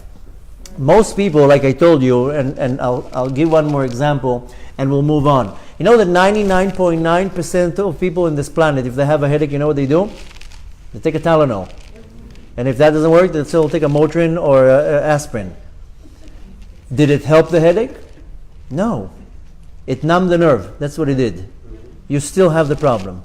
How about you just drink a cup of water, or maybe remove yourself from your cell phone that you are attached to it like this for 4 hours, so your brain is already barbecued from the radiation.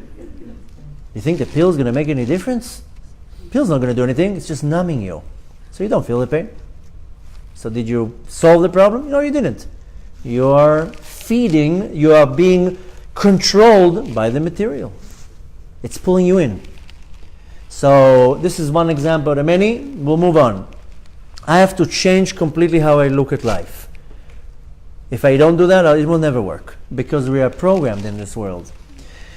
Now, we came to this world to bring back the concept of Havaya Elokim. This is the theme of tonight. This is what you need to go home. How do I connect back that Havaya Hu Elokim, Hashem Hu Elokim?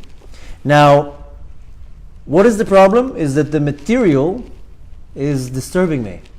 Because between Havaya and Elokim, there's the material world, the Chomer. So that's disturbing me to see that Havaya is Elokim. That's the problem. Now, how do I do it? That I need to overcome my weaknesses, my desires, and my lust to the material. I call it material, Chomer. I can desire food, I can desire marital relations, I can desire many things. I have a lot of lusts. Everybody has lusts. They might not say it out in the open, but they desire this beautiful cake, or whatever it is. You have to overpower your desires. You overpower the desires, you have the upper hand on the material world. How do you do it? I'm not saying anything is easy. I'm just telling you what you need to do. When you overpower your te'avot, then you have control over the material. Then the material is not controlling you. Whatever you are above, you control. Whatever you are below, it's controlling you. If it's sitting right in front of me a box of chocolates, and I will stop myself from eating the chocolates, I'm above the chocolate. I'm controlling the chocolate. But if I eat the first piece, and then another one, and then another one, and then another one, so the chocolate is controlling me. I'm underneath the chocolate. Something materialistic is controlling me, and now I'm stuffed with chocolate. So I need to know how to go over my te'avot. להתגבר על התאוות. Now,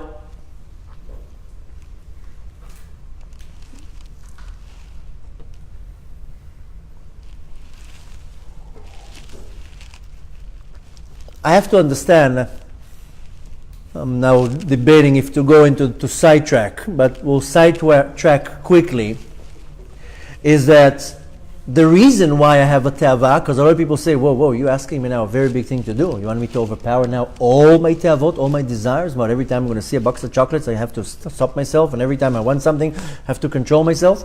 Then first of all, the answer is yes. But there's a reason why Hashem gave me a te'avah, because te'avah is a desire or a lust, is that to release the godly spark that is in it. So I have to get close to it. That's why I will be called to it. But then I have to be very careful how I'm releasing the spark. If I fall into it, then I'm in a problem. I just need to know, that's why I told in the beginning, you have to be very cautious how you relate with the material world. We have zero control over the material world, so I fall into the trap. I have to know how to control the material world. Now, how do I do it? I have to do a tikkun, like I said many times. This is olam tikkun. This is the world of the tikkun. And again, the title of the tikkun is to take the concept that Havaya Elokim. Now, if, going back just for the idea of the tikkun, if I eat, because a lot of the desires, by the way, it's not forbidden desires. If I go after something that is forbidden, that's a serious problem. If I go after forbidden relations, that's the biggest sin. The damage is going to be so great because the vessel is shattered in such a profound way. I'm talking about in something that is forbidden. But a lot of the desires that I have are legit. I'm allowed to eat. But if I eat food from a te'ava, then I fall into the food. Now the food will control me. I have to eat food because I have to eat to sustain myself. And I can't eat like an animal. I have to eat not because I'm on the food. So, the example that I give, I know I gave this example today 11 times to different people. Maybe some of you already heard it.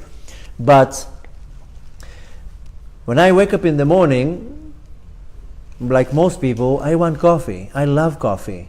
This is one of my weaknesses, coffee. Now, it doesn't say in the Torah, you shall not drink coffee.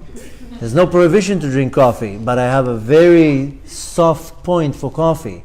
Now what happens is that I give a class at 6 o'clock in the morning. You know what happens at 6 o'clock in the morning? That's how everybody's sitting in the class. The aroma.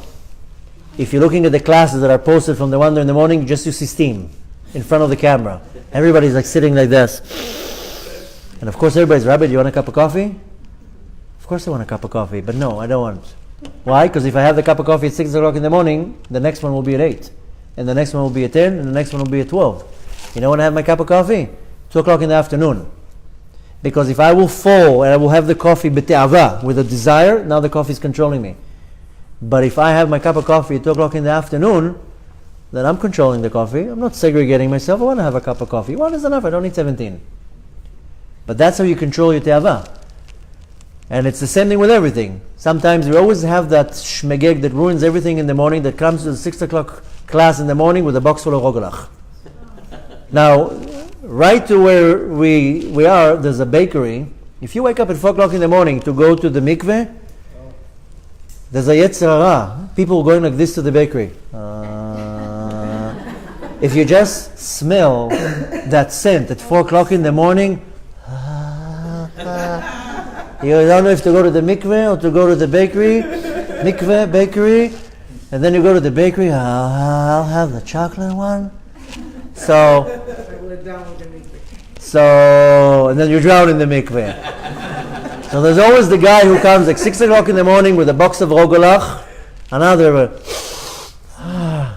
and then there's always the one who's going to put a rogalach next to me. Now I have to look at it for the rest of the day. So you know when I have the rogalach? If I do, 2 o'clock in the afternoon. So I control the te'ava. If I will eat the rogalach b'te'ava, I see how people eat, and I'm not trying to hurt anybody. Sorry for the sound effects, but that's how it looks. Another one. But control your te'ava. Don't eat with te'ava. Don't eat with a desire. You know why? Because it's going to control you later on. Then the food will control you. And then you go like this to the bakery, because it's controlling you already. So, let's try to summarize and get to the point. I mean, the title of the class was Pesach. We're talking about rogalachim. The Arizal, Rabbi Yitzchak Luria, says, why Pesach? Why Pesach is the time that I go out of my limitation? Why not Chanukah? Why not invent some other holiday? But we're focusing on Pesach right now.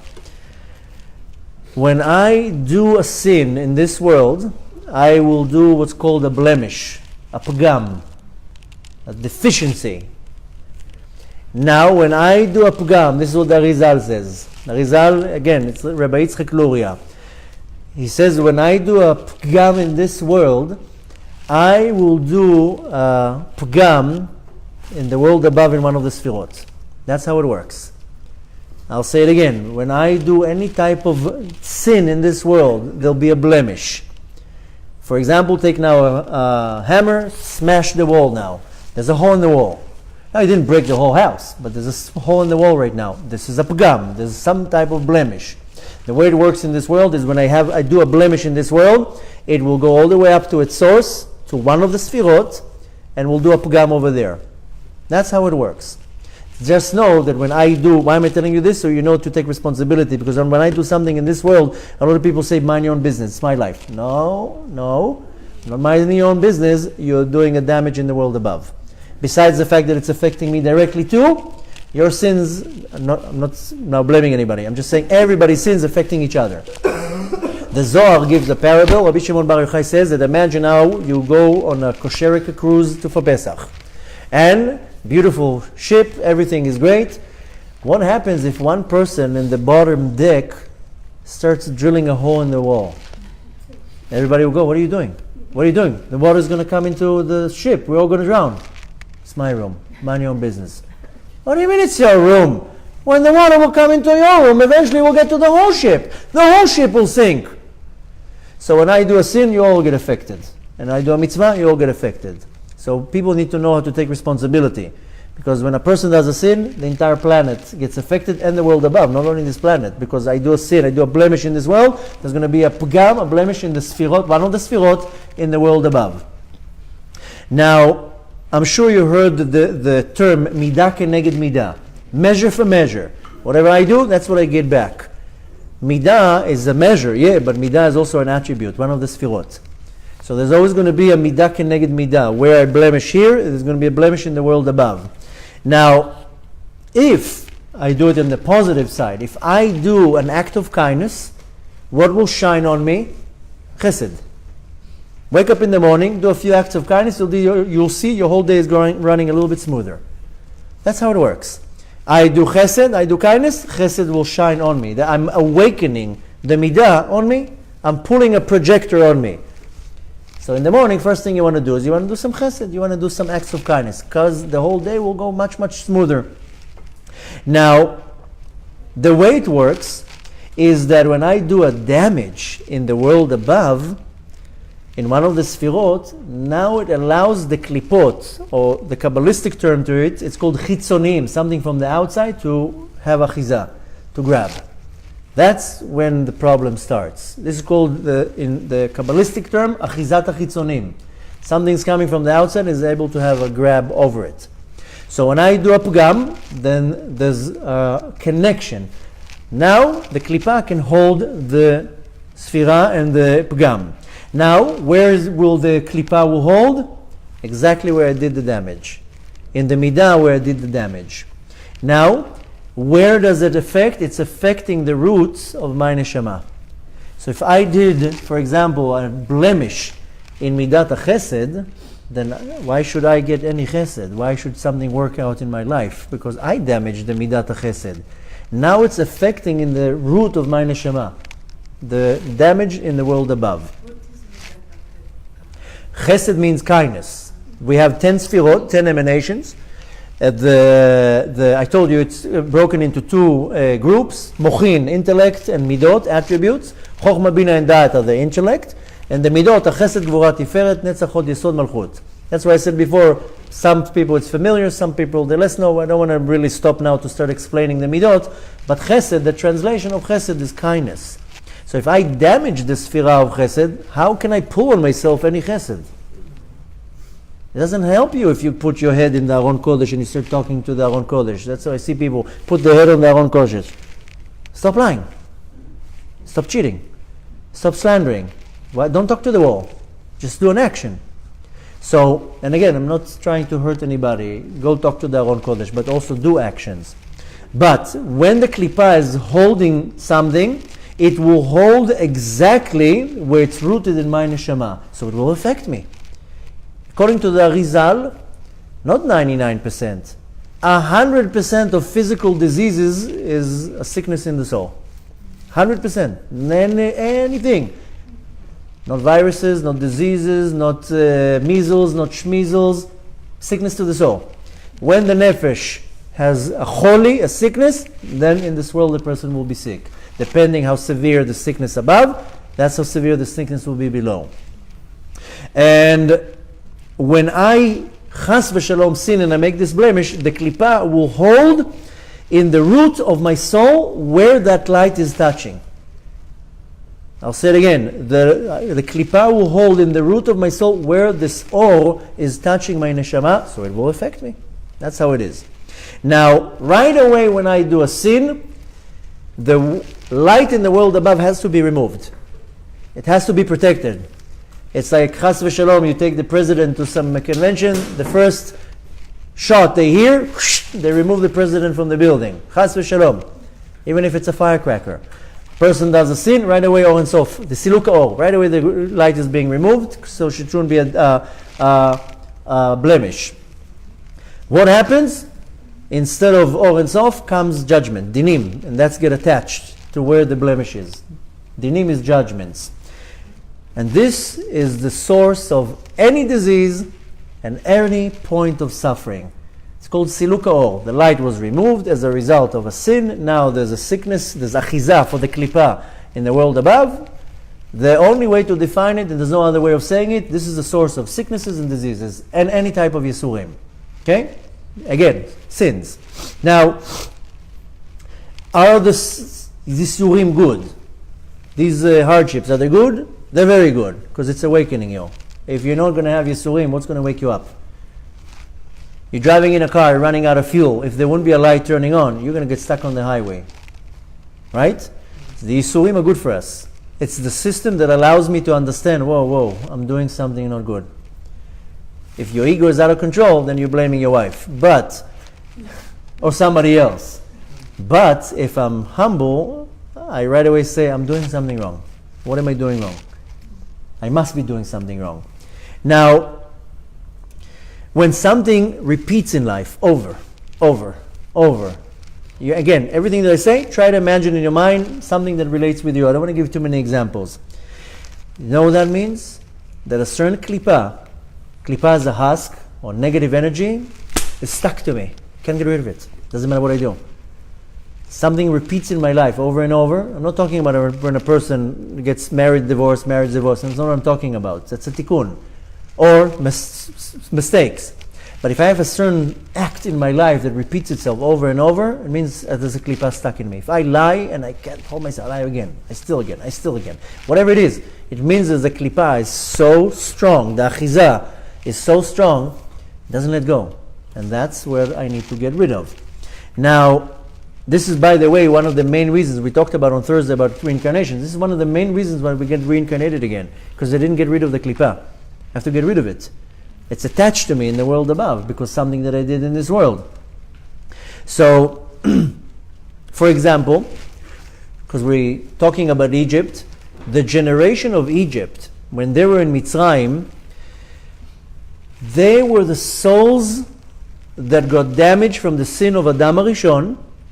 Adam HaRishon, he damaged the level of Da'at. I told you already, that's why it's called the sin of Chetz HaDa'at. Chet Etz HaDa'at. Adam HaRishon was not with his wife, with Chava, for 130 years. He divorced her, and for 130 years they weren't together. Later on they got remarried. In 130 years he was doing a certain pgam, a certain blemish, because he was mating with other entities that are not his wife. So he did pgam abrit. And for 130 years. So all the souls that came as a result from that are the souls that came into Mitzrayim. Because the pgam was in the da'at, the blemish, so they all got reincarnated in the generation of Mitzrayim. Why did they went down to Mitzrayim? Because Mitzrayim was the place of the klipa, that's where the soul goes down to, into the klipa. I gave a class in the beginning of last week. It's going to go online very soon. You should see it. It's titled as the Kabbalah of Food, and where I explain what's food in our life. What's the mystical part of food? Why do we lust food? Why do we desire food? Why everything is food? Why the first sin was food? Why we eat food on Shabbat? There's something behind it. So we have made two major tikkunim in our life because of the result of the sin of Adam HaRishon. One of them is to bring babies into the world, to release neshamot, souls that fell into the klipa. and then to elevate godly sparks by eating. This is the major two tikkunim that we need to do in this world. That's why the most powerful lusts and forbidden desires is for these two things: marital relations and food. These are the two biggest problems that we have in our generation, and any generation. So they went down to Mitzrayim. Mitzrayim is the klipa that is controlling the neshama, and they had to go out of Mitzrayim.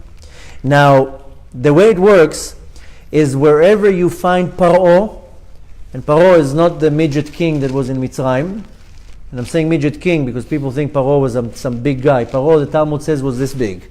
He was a ama, little kid, little chachke, was on the table like a mini-me. And so wherever you can find a Paro has the letters of Oref. Oref means the back. This is called Achoraim, coming from the back. This is Achizah of the Klipa. And another word for Paro, another way of explaining what Paro is Parua. Parua is all over the place, wild. Most people, they're Parua. There's no seder, there's no order. So Mitzrayim is the lowest place of consciousness, what's called Tachtit HaDa'at, the lowest place of Da'at. This is Mitzrayim, which, of course, Mitzrayim is equal to Tum'ah, to impurity, something that is not pure. What is that? What is Tum'ah? A lot of people, you tell them the word Tum'ah, they get very upset. Some women, you come and tell them, after you have your monthly cycle, you are impure. How dare you tell me that I'm impure? This is Tum'ah. It's nothing to be offended. It's unclean, spiritually unclean. But where does the word Tum'ah comes from? Comes from the word in Hebrew, atum. Atum is surrounded and isolated. When something is isolated, there's no access to it. This is Tum'ah. That there's a godly spark hidden in a klipa, and it's so isolated that you can't get it out. Some of the times, it's there because you're not allowed to touch this godly spark. So last week we read in the Torah that we're not allowed to eat camels or pigs or, horses. Why? Because the godly spark that is in that animal is not allowed. I'm not allowed to touch it. If I touch it, it will damage me. It will cause a short circuit if I touch it. So how does the Torah says? This is chayat me'ah. It's an impure animal. Now Hashem has no issues with the horses or the pigs. What does it mean? Tme'ah, atum. The godly spark is isolated. Don't touch it. It's not for you. Touch it, it will damage you. So tum'ah comes from the word atum, something that is isolated. Moshe Rabbeinu came, what's the idea of Moshe Rabbeinu? He came to bring us back the awareness that, let's see if you are following, Shem o Elokim. That's what we need. That's our problem. That we're stuck in Mitzrayim, and I don't believe that Hashem hu Elokim. So that's the Moshe Rabbeinu. So what Moshe Rabbeinu did? He did 10 plagues. Why 10 plagues? Why not 11? Why not 12 or 9? There's a reason for that. He did 10 plagues. How do you say a plague in Hebrew? Makah. But there were 10 plagues, so it's makot. Mem, kaf, vav, taf. Right? What's the pnimiut, the inner part of makot? Kaf, vav. What is kaf, vav? 26. What is 26? Yud, ke, vav, ke. Right? What is left from the word? Mem and taf, met, mavet, death. Moshe Rabbeinu came and did 10 plagues, and that's what I'm saying in English. Don't learn Torah in English, it's not going to help you. Eser makot. Makot, again, the pnimiut, the inside, kaf and vav. Kaf and vav, numerical value of 26, yud ke vav ke. Shem came to reveal Havaya o Elokim. And what's left is mavet, death. Another way to explain it, Makkah, one Makkah, has the numerical value of 65. What else has the numerical value of 65? Hashem's name, Aleph Dalet Nun Yud, Adnut. Right? We said all the time, Ado, and then we say Nai. This Aleph Dalet Nun Yud, it means all light coming down from above, in order to sift between the alive and the dead. That's why we say, when we say Baruch Ata Hashem, we say Baruch Ata Ado Nai. Later on we say Elokeinu Melech Haolam, but we don't say Baruch Ata Elokim, Baruch Ata Shin Daled Yud, Baruch Ata whatever. Baruch Ata Adonai. Why? Because that's Adnut, 65. Light coming from above to below to separate. This is called Avodat HaBirurim, sifting between dead and alive, between Yud-Kei-Vav-Kei and death. When a person is stuck in the Klippa, he doesn't see Yud-Kei-Vav-Kei. He just sees the Klippa. Now, a person that knows how to do a separation, good, bad, kosher, not kosher, pure, impure, then you know what that person is? He's alive. This is Chai, Chayut. And he's able to receive the light of Hashem. This is good, this is not. Is 17 Rogalachs good? No. One is enough. You need to know how to make the separation, the birur. Now, if you remember, when the plagues came down, it healed the nation of Israel and damaged the Egyptians. You remember that? I mean, you should remember that. I mean, first of all, we read it a few weeks ago, and now you have to prepare for the Haggadah. What it says, Rapor leIsrael, it was a healing to the nation of the Jews, right? V'negef leMitzrayim, and a blemish and an affliction, so to say, to Mitzrayim. So when the Klippa, when a person is stuck in the Klippa will control the material. That's how it works. Now, either I will do tshuva and I would break the Klippa, and if I don't do tshuva, then you know what's going to happen? Hashem is going to put on me Yisurim. And the Yisurim is... So, the way not to have Yisurim, do tshuva. Do tshuva with yourself. How we say in Hebrew, Tagdim Trufa Lemaka. Take the medicine before the disease. Hashem says you don't do tshuva, or you don't know how to do tshuva, or you can do tshuva, or you don't even know what to do tshuva for. Don't worry, I'll take care of it. So we get Yisurim, we get hardship. And the harder it is, the more it hurts, the more the Klippa is strong, the more it needs to be broken. Once it's broken, good, you move on. That's why one of the many reasons that we get so many Yisurim. There's a Klippa that needs to be broken. Now, why is that? Because I need to go out of what's called hastara. Hastara means that everything is concealed. I don't see Hashem anywhere because there's a Klippa. I'm stuck in a Klippa. I don't even know to say sometimes what's good or what's bad because there's a hastara. Hastara means a concealment. I have to go out of what is concealing.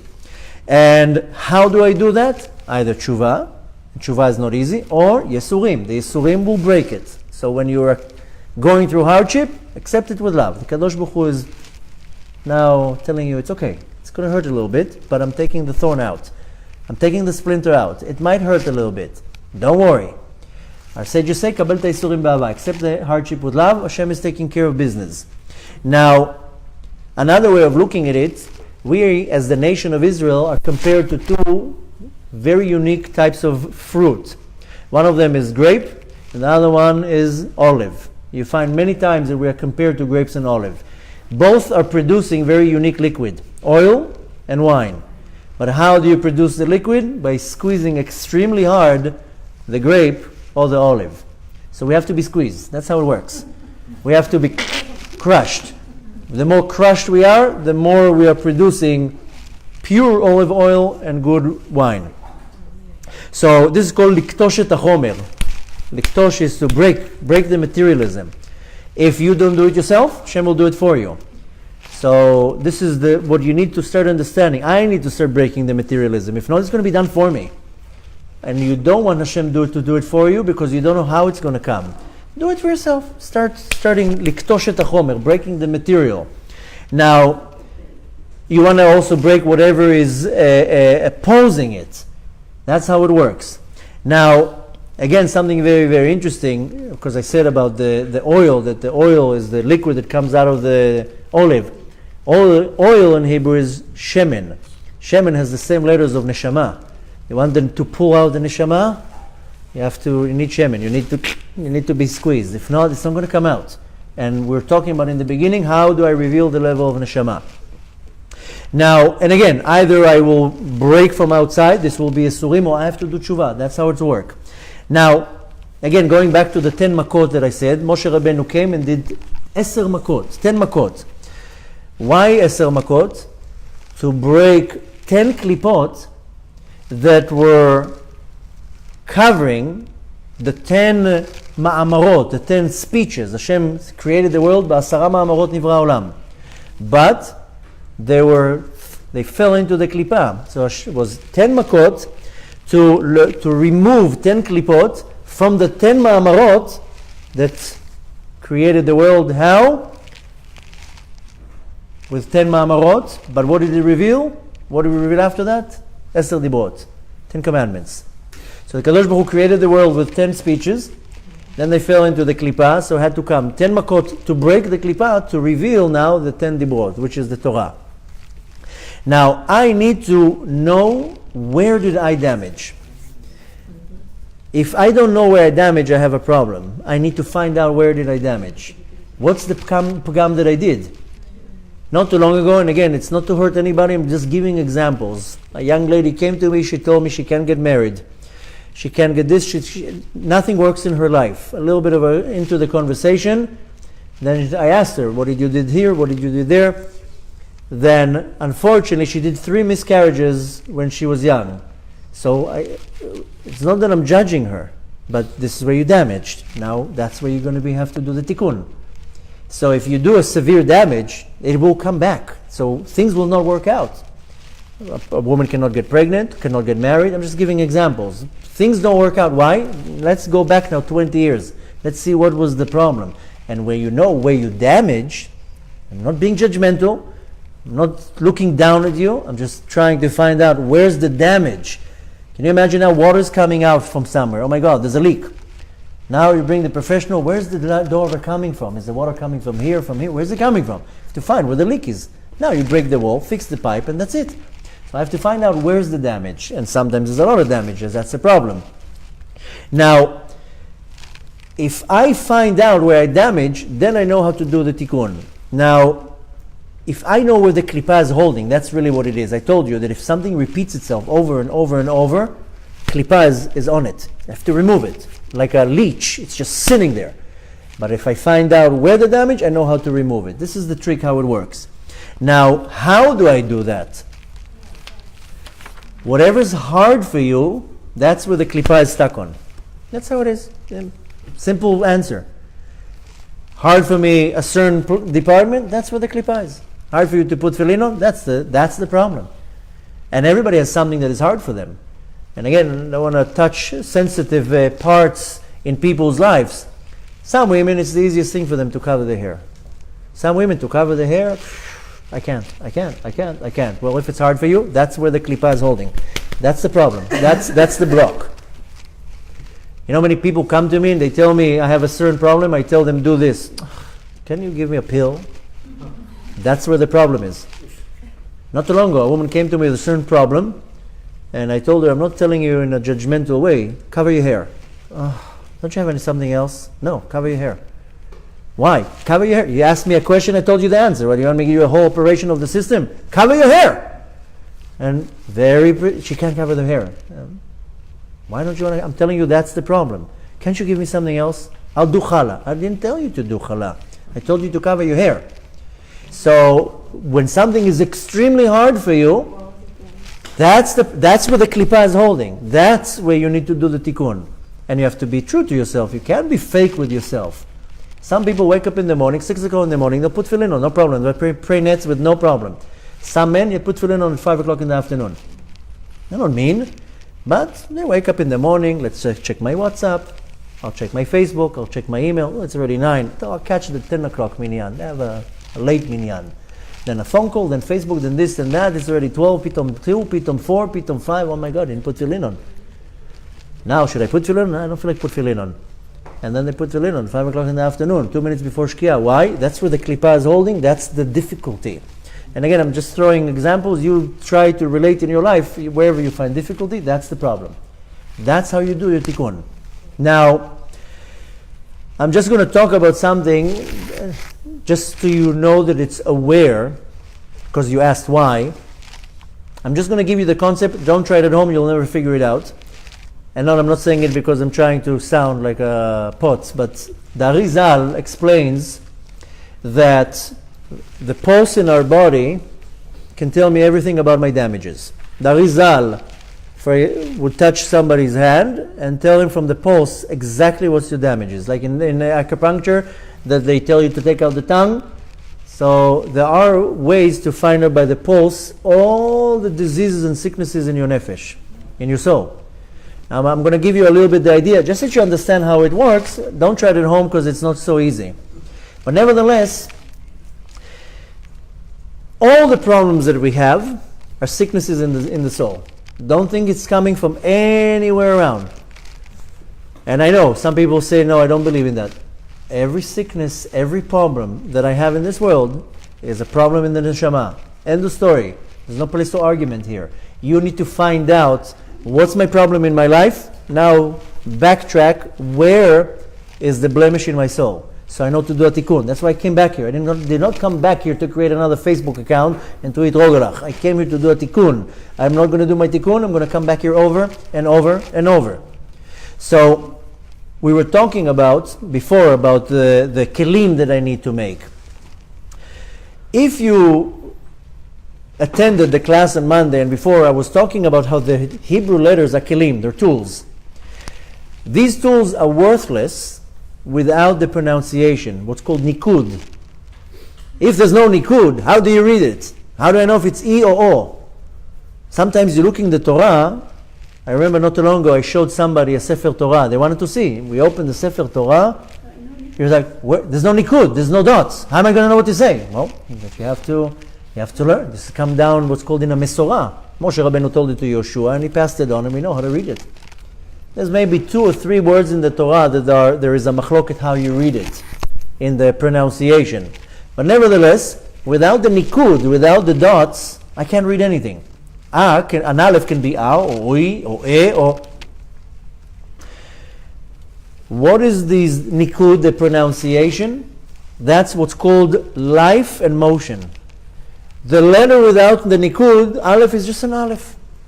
Put a kamatz, it's a. Put a chirik, i. Put a cholam, o.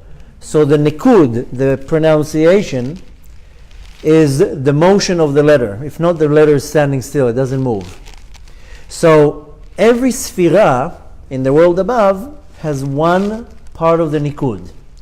For example, keter, the sphira is kamatz. You know the kamatz, like that.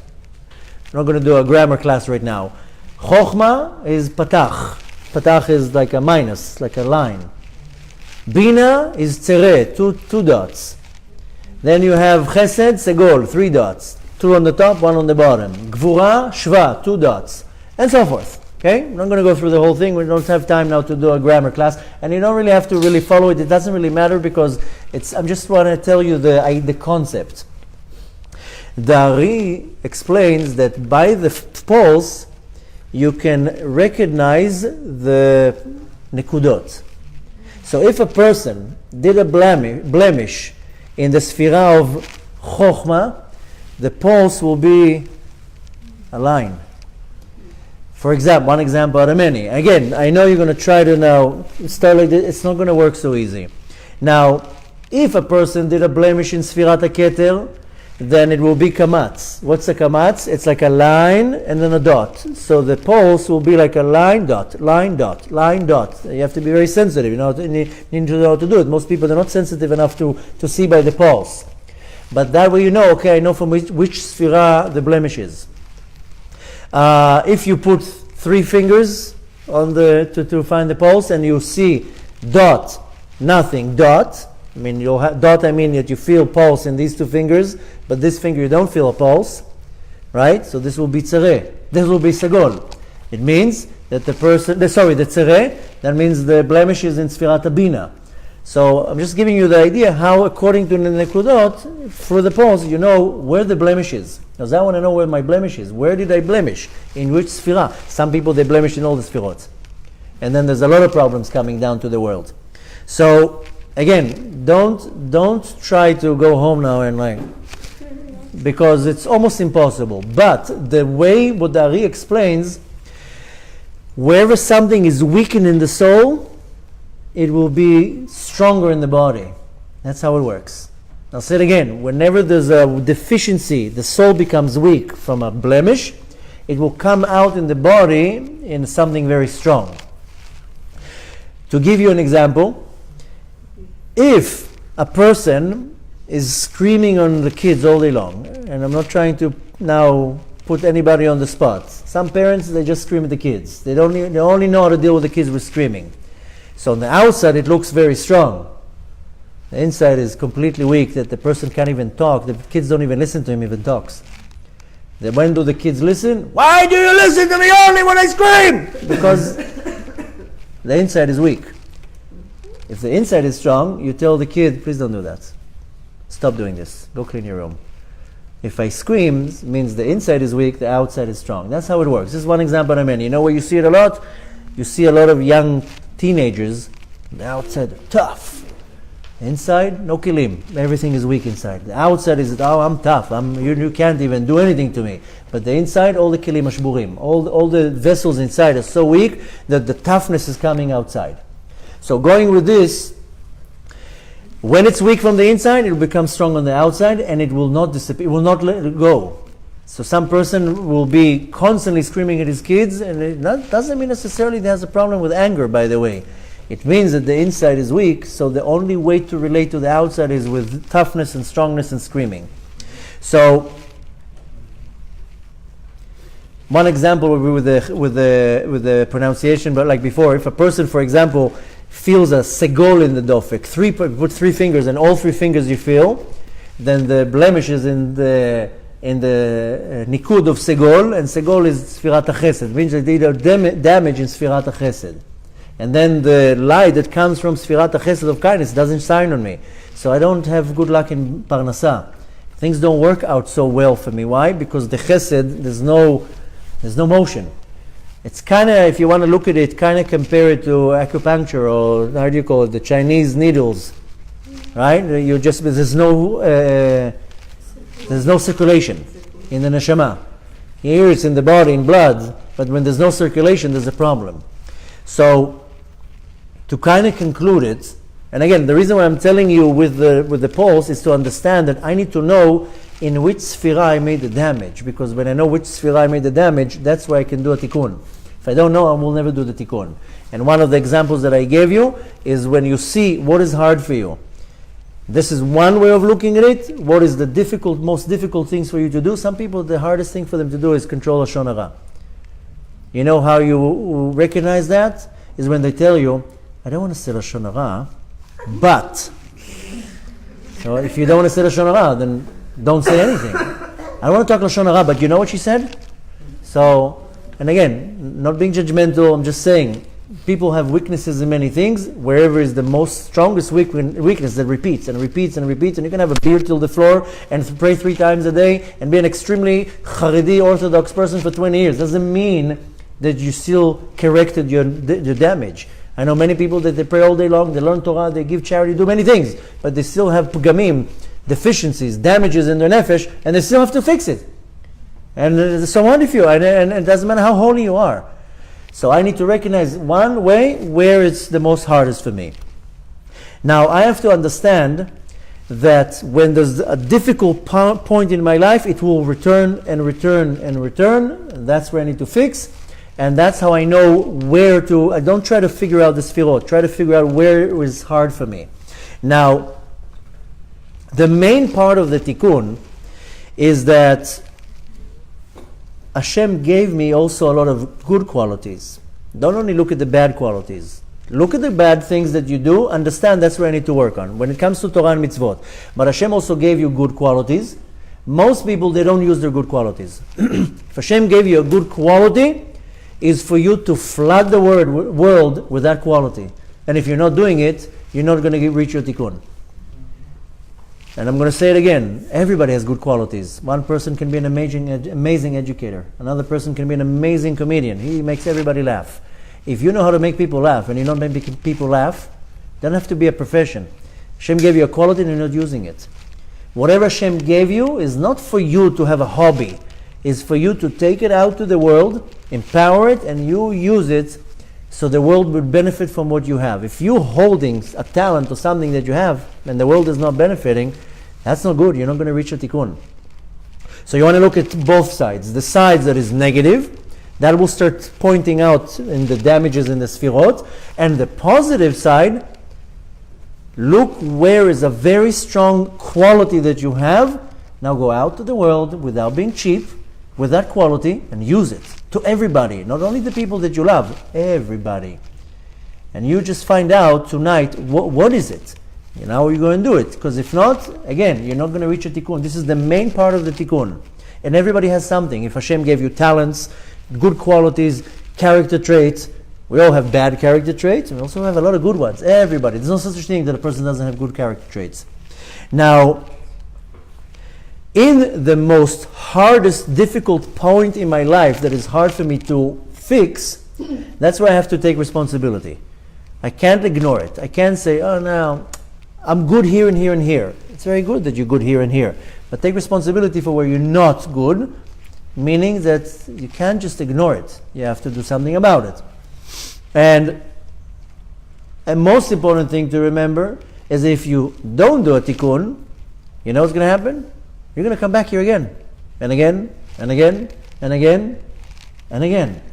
Now you got to get the tikkun done very quickly because Mashiach is coming and there might not be more options to come again and again and again and again. So I need to be able to reach the tikkun as fast as possible. And now to conclude, how is all has to do with Pesach? We didn't talk about matzot, we didn't talk about wine, we didn't talk about chametz, we didn't talk about anything. But in order for me to be able to apply this, everything that I said tonight is my life, is only if I go out of my own state of limitation. And Pesach is the time that I'm able to reach to the point that I will get the ability that every time that I challenged with a limitation, I will be able to go out of my limitations. So you know what we do? So we start cleaning the house.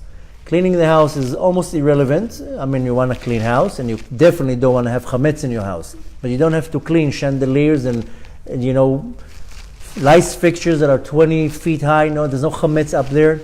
There's chametz in the kitchen. There's no chametz in the closet, in the top shelves. You want to clean it for spring cleaning, however you call it, fine. This is not chametz. But you want to clean your own chametz. My chametz is my ge'ava, is my pride. And my pride will never let me confess or admit that I did something wrong. Everybody else is wrong, not me. So if I don't know how to admit that I'm wrong, I will never be able to fix anything that I did. That's how it works. End of story. So I have to start cleaning all this ge'ava, all this chametz. Chametz is when my ego is being inflated and inflated. That's why it's called chametz. Chametz and matzah are the same ingredients, water and flour. Just that the matzah is flat. This is called midat Anava, humble. You humble yourself, you go out of Mitzrayim. End of story. You don't humble yourself, you feed yourself with ego and pride, you'll never go out of Mitzrayim, you'll come back here again and again, you'll be stuck in Mitzrayim, consciousness of Gehenom, Yisurim, problems. Why? So, you want to take this opportunity to understand I have now 2 weeks from the first day of Nisan till the 14th day of Nisan to start cleaning out all the chametz. It's a very powerful time in the year. It's a very auspicious time when I need to focus on myself. And yeah, you want to clean the cabinets, but every day you want to start focusing. Where did I blemish? You know what? Who am I kidding? 30 years ago I did this and I never addressed it. If you never addressed it, then there might be a problem. Now, a lot of times people come to me and they tell me I have this problem or that problem.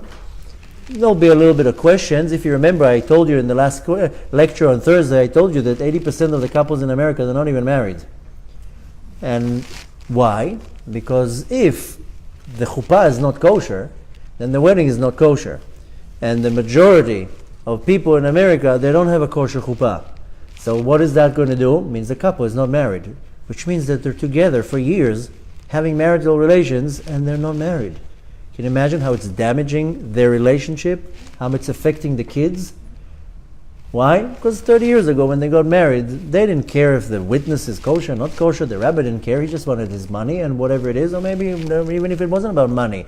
The uncle insisted to be the witness. You're not even observing Shabbat. Why would you be a witness? So many couples that come to me and they have marital problems or issues with the kids, I tell them, are you married? Of course. Okay, I have a $40,000 gold ring. Of course I'm married. Well, it's very nice that you have a diamond ring, but who says you're married? So go check your ktubah. Go check if the witnesses were kosher. Go check if anything was done kosher. If not, you might have a problem that the souls are not connected. So you live with a man or a woman for 20, 30, 40 years, you're not even married. And you're not doing it deliberately, but it doesn't matter if it's deliberately. There's still a problem. So there are many things that we don't understand that they're affecting us, but something happened a long time ago, and I'm too proud to admit, to say, oh, am I kidding? I did that. If I don't know how to address the problem, how are you going to find the solution? So you have to know how to address the problem. The only way of doing it is you have to be humble. You have to take out all the chametz and say, who am I kidding? I'm the one who has the problem. If I have a bad relationship with my child and I'm the problem, I can't throw it on my child. He doesn't listen. No, you don't know how to relate with the child. There's no problem with the child. You are the problem. He doesn't listen to me. Why would he listen to you if you don't even know how to communicate with him? So most people don't know how to take responsibility for their own actions. So I'm not saying that anything that I said tonight is easy, but you don't have an option. Okay? Because if not, you're staying in Mitzrayim. And our point tonight is not to stay in Mitzrayim. My point tonight is, what am I doing in the month of Nisan? From tonight, 14 days, don't miss the train. Don't let the days pass. Usually people do their Pesach cleaning a day before Pesach. They get the matzot the morning of Pesach and start doing it already now. And it's all inside. The whole month is a very powerful month. The month of Nisan is a very, very powerful month. We start now, and the cleaning, I start cleaning my ego. And you go home and you take yourself a note and you start writing down what is the hard things there for me. It's hard for me to pray in a minyan. It's hard for me to wear modest clothes. Not me. I mean, I don't need to wear modest clothes. But you go home and you write notes. It's hard for me not to lie. It's hard for me not to exaggerate. It's hard for me with Lashon Hara. Write it down. Write it down. So you can look at it and say, then you take a pen and you start check. But you have to do it because you're going to start recognizing where is the blemish. And when you know how to reverse it, you'll see a little bit things are becoming a little bit easier. There's problems with livelihood, with parnasa, suddenly things will work a little bit better. There's problems with marital shlom bayit, it'll be a little bit better. But you have to start pinpointing. Doesn't mean that it comes out overnight. By the way, it's not that tomorrow you're making a list and Tuesday that's it, you're good to go. This is a whole job. But on the night of Pesach, mystically what happens? A light from the Sphira of Binah is shining into the world, which is affecting my Chaya, the fourth level of my Neshama, which is allowing me to be able to make a separation. That's it. You need to start knowing how I'm making a separation between the good and bad, and how do I bring the idea, the Hashem Hu Elokim, Havaya Elokim, which means that every challenge that I have, I take a step back and I say, this is not a challenge, Hashem or Elokim. It's part of Hashem's way of putting me in a situation that I can see what I'm doing wrong, or maybe just to break the klippah. Give the credit to Hashem, you'll see all the pressure of the challenge goes down. I'm not saying it easy. Again, this is a lot of work. But this is the only way of doing it. The point tonight is to take tools, there's no hocus pocus. There's no hocus pocus in anything. You have to be humble, you have to make a list where is hard for you. Not only that, also what I said, the positive. Where is good for me? What is my good character traits? I'll give you one example out of many so we can finish and go to some questions. A young lady came to me a long time ago. She told me, listen, I grew up in an observant house. I'm a good girl. I never sin. I keep Shabbat. I do everything. My Yetzer Hara is this big. I don't know, but so what? I'm another Rivki. That's what she said. I'm another Rivki in the world. I'm not contributing anything to the world. So, quick conversation. So, same thing I asked her. What do you like? What are you good at? And I don't know her. She told me I like dancing. Oh, dancing is great. To make a very long story short, I told her, listen, you live in Brooklyn. Most of the observant families in Brooklyn, I don't know if you know, they live like in 2-bedroom apartments. They have 6 kids in 2-bedroom apartments. It's not Florida, they have big houses. And the kids are sitting there half a year winter in these closed apartments. I told her, why don't you make a little studio where you teach dancing to little kids, just charge them $1 a kid, just for you, to make some money. You make some money, but you know what? You don't only teach the girls how to dance, you teach them to be modest. You become a role model to them. You teach them to enjoy jumping up and down, but still be modest. And so forth. You become their role model. Long story short, months later, she not only did she developed it in such a way that suddenly she became like the dance teacher of the community. She had dozens, if not hundreds of girls in different age groups, different days. And she was like, she turned into, I don't know, the figures in the secular world, but she became like the role model. All the little girls wanted to copy her, how she's dressing, how she's behaving. And I told her, you're becoming now a billboard for all these girls. They're going to remember you for the rest of their life. Because the dance teacher when I was 7, she was modest, she was pretty, the hair was together, it wasn't like all over the place. So I told her, you take something that you like and you apply it, and she ended up making such a business out of it, and it also was a good business. And imagine, she didn't take a lot of money, but there was hundreds of girls. And suddenly she became, this role model to the girls to learn how to dance. There's nothing wrong with dancing. And she gave them fun and freedom. She gave freedom to the parents. Can you imagine the mothers getting the kids for 3 hours? So this is one example out of many, how you take something that you're good at, and Hashem gave you the ability, and you do something with it. We have somebody where we live that he's extremely good with his hands, carpentry and all this, so he's teaching the kids. Because if the kids are not busy with banging on some wood, they'll go look for drugs and alcohol and fun and girls, and they'll go somewhere. You need to keep them occupied. Needless to say, a little bit of skills. Some husbands, they don't barely even know how to kill a cockroach when it comes in. Honey, hang the picture. Me? I don't know how to hang a picture. So the point we want to take from that is that I want to go out of my own Mitzrayim. I want to get to a point that I see that everything in this world is God. And when I see that everything in this world is God, en od milvado, no problems. Everything is part of the system. Everything is a certain tikkun. Everything that Hashem gave me, it's my path to get to my tikkun. You know how many times you go through a chain of suffering in your life, you complain, you cry, you whine, you get upset. People get divorced because of that. But that's the steps to get to your tikkun. Hashem is showing you the path to your tikkun. Just follow it with the whole heart that Hashem, Hu Elokim. The nature, Elokim is nature. It's the nature in my life. It's taking me to where I need to go. If not, you're not going to know where you need to go. So hopefully you got a lot of information tonight. If it's overwhelming, then look at the rerun. And I hope some of you already took notes, but you want to apply. If you don't apply, then why did you come? For the pizza? I told you already, the neshama doesn't need pizza. Neshama needs Torah and mitzvot. So, I know a lot of you were nodding. I already told you my analogy of the nodding. I call it the Chihuahua syndrome.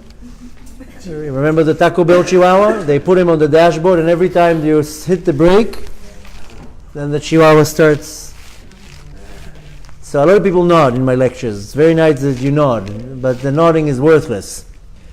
So the point is to take something out of the night. If you just came and nodded, nothing's going to happen. Back to square one, another year in Mitzrayim. You want to go out of the door and say, okay, what am I doing in my life tonight, not tomorrow, tonight, so I can change a little bit my tikkun, to get closer to my tikkun. And again, I'm not saying that it's easy and it's done like that, but at least you have some tools. You can apply it. I know many people who do. It will take you some time, but it will change your life. I guarantee to you it will change your life. You'll be able to go to the deepest parts of your neshama to find out where is the problem. And when you reach that, you'll know how to fix it, and it will affect you, it will affect your spouse, it will affect your kids. Most people don't understand that when I do something and my soul is damaged, it will affect directly my kids. And if I have grandkids, it will affect the grandkids too. Because why? Imagine the neshamot of branches coming out of branches coming out of branches. So if the main branch is damaged, so much more so, the rest is damaged. Like the analogy that somebody's sitting on the branch and is cutting the branch, of course you fall with the branch. So if I have a blemish on my neshama, it will affect my kid. And then I don't understand why my kids are going through all sorts of situations. And then what do? You don't know what to do. Because you go to the rabbi tells you to do tshuva. You don't like doing tshuva, so you go to the doctor, so he tells give the kid a pill. Take a pill yourself. Whatever it is, doctors don't have answers. So they give you something that to numb you, so you're not going to come back so often. So you want to follow all these details. Rinse and repeat. And the point is that you want to prepare yourself that when Pesach comes, you are aligned with Or Ein Sof, with this infinite light to shine on your neshama. That if you follow everything that it says in the Seder, we had a class on Thursday where I explained that. All you need to do is follow every part of the Seder. That's why it's called Leil Seder. Seder means order. You can't skip the part of the order. You can't. Some people, they do Leil Seder till the food. Right? Be honest. Most people, they do Leil Seder till the food. Once the meal is there, the most important part of the Seder is after the food. That's when you do the next cups, you do Hallel and so forth, the Afikoman. You have to follow every part of the Seder. If you miss one part of the Seder, you didn't get nothing from that night. If you aligned yourself to this light, I told you the plate in Leil Seder is a satellite dish. You just need to align it, and you start receiving. That's what it is. And you are able to receive the ability that night to go out of your own Mitzrayim, out of your own limitations. The result will be you'll be a happier person, more successful person. You'll still have challenges, by the way, but you'll pass them with a smile. You'll see how they're taking you closer to your tikkun. You'll have better relationships, better parnasa. Everything will be better. And even if things are not so great and they don't get better, but you are able to do your tikkun, then you won your jackpot. And you want to reach your tikkun and finish with it. Mashiach is coming any moment, and you do not want to be there when Mashiach comes and they told you, wait a minute, you only did 30%. So, Be'ezrat Hashem, you take all this information, you apply it, you start tonight, because don't wait for the last moment. It's starting from Rosh Chodesh Nisan, from today. And we have the ability to change everything. The whole power of Nisan is called Hitchadshut, to renew something. And I can renew my neshama. There is a song like that, Abba techadesh oti legamri, right? Tadlik li tanshama. Father, renew me, ignite the soul. When you ignite the soul, the neshama will come up to the surface. This is hitchadshut. I'm a new person.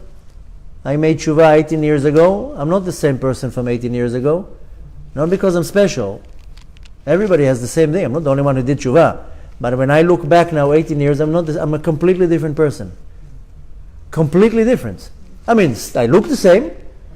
Same sense of humor, but not everybody is getting to experience my sense of humor, but some people don't even get it. But it's a total different person. And when I became observant, my family flipped out. What? My sister even asked me, is this permanent? No, it's going to fade out in 3 years. Is this permanent? And I kept telling him, don't worry, this is the 2.0 version of me. Don't worry, it's a refined version. So we all have this ability to reach to the depth of our neshama and to reveal the neshama, to bring the light of neshama out to the world, to be able to distinguish that everything in this world is sheker and en od milvado. There's nothing else but the Kadosh Baruch Hu. You go with that emunah, everything fades out. Things work out. Things come to their own conclusion in the right time, and you are able to reach a tikkun. You do a tikkun, your family does a tikkun, and obviously we need a tikkun for the entire Klal Israel, so we can bring the entire world to a state of tikkun, olam metukan.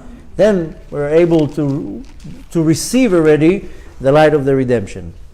So I will wish you all already a happy and kosher Pesach, and I'm going to wish you great success in your new journey, and bless you that you'll have the awareness, the ability, the kelim, the power, the desire, the humility to bring yourself to actually apply it in your life. And Be'ezrat Hashem will help you be successful. You just need to make the first step. The Talmud says, "Abali te'er mesayin oto." Somebody comes to be cleansed, they will help him. You just need to do the first step, and the only main step is no chametz, no ego. Everything is b'midat Anava. I'm not the only one who's right. There are other opinions in the world. B'ezrat Hashem should bless you with great happiness, success, health, salvations, miracles, yeshuot, anything that you need. And Hashem should bless you in the best way possible. Anyone who needs to find their other half should find their perfect other half and get married. And whoever needs healthy kids, have healthy kids, have nachat from your kids.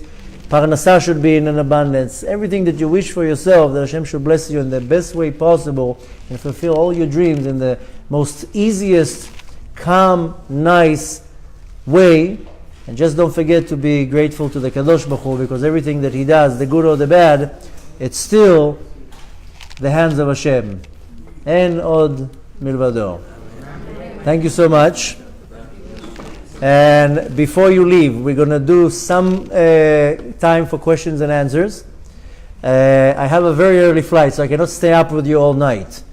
And very important, like Daniel said before, questions, try to keep it relevant to the class. Don't start asking personal things. It's not fair for the ones who are listening. I know you're going to go through the back, but there's CDs here. If you want to take the CDs, they're free. Take them, give them out to people. And a few very quick announcements. If you are not on our WhatsApp group and you want to be added to receive daily classes and announcements, a lot of people tell me, I didn't know you're coming to Florida. Well, you're not on our lists. And if you're on our list, whether it's an email list or WhatsApp list, you will be notified when I'm going, what's going on. We have a seminar in Israel. A lot of people want to come and learn there. Women, men, they want to come and learn there. So if you want to be notified, then you have the number here behind. You can copy the number, send a message. You'll be added to the WhatsApp list, to the email list. As you can see from the poster behind, we're literally moments away before the final stages of our smartphone app is going to be developed very, very soon, where it's going to have all the classes, lectures. It's going to be a state-of-the-art application. If you want to be notified when it's ready, then do the same thing. Send a message with the WhatsApp. We'll send you a message. And only one last quick request is that some of you know, some of you don't know. I live in Tzfat. We have the great zchut to do many, many, many great things there. We have a yeshiva and a seminary for women and shul, and we have unbelievable reach all around the world with a very large outreach programs. We do many, many great things. Now for Pesach, we help many, many families to be able to buy their food for Pesach. Matzot are extremely expensive, unfortunately. Wine, food. So not only that we're actually hosting 2 large setters, we're also helping a lot of families with their Pesach expenses. So of course everything that we do is all supported by generous donations of very generous and smart people. So if you want, I had to add the smart, but if you want to participate and help, then please, a lot of these families are depending on us. Somebody asked me the other day, how many families do you feed? They said, well, it depends how much money I have. If I have X amount of money, 10 families. X amount of money, 100 families. It's not that my goal is to feed whoever needs. And unfortunately, there are many, many people that don't have the ability. Here it's a little bit different, but in Israel it's a little bit of a different situation. So if you want to participate, Hashem will bless you with great success and happiness. And again, how do you? Do we donate there, or? You can either donate here or you can donate here, and if you want to do it you can do it from the website. You can donate anywhere. We take cash, checks, gold, cars, deeds to houses, whatever you want, slaves, sheep. So, but Baruch Hashem, everything that we're able to do is only from the great generosity of amazing people. And needless to say, that the chesed, a lot of times we damage in the sphere of chesed, and the way to repair the chesed is only with chesed and with kindness and with charity. So Be'ezrat Hashem again, Hashem should bless you with great success and happiness, and again a great Yashar Koach, Chazak u'Baruch to Daniel and Loren for opening their home. You should have much nachas from each other, from the kids, Parnasah, Yirat Shamayim. Hashem should elevate you to levels that you can't even fathom, that you can reach by yourself. Be'ezrat Hashem, you should all be blessed with a happy and kosher Pesach. And we say in the Haggadah, L'Shana B'Yerushalayim, so I'm going to tell you, Shana Zot B'Yerushalayim. Hopefully we'll see you in Yerushalayim already this year and celebrate in Tzfat. I don't want to talk Lashon Hara too much about Yerushalayim. Tzfat, you're also welcome to come. And Be'ezrat Hashem, should have an amazing, amazing experience from now on. and for quick questions. Okay. ברוך אתה אדוני אלוהינו מלך העולם שהכל נהיה בדברו. When you spoke about you said that sometimes the situation you made an example was the woman that she could not achieve anything because she had 3 miscarriages. Okay. Abortions, no miscarriages. Okay.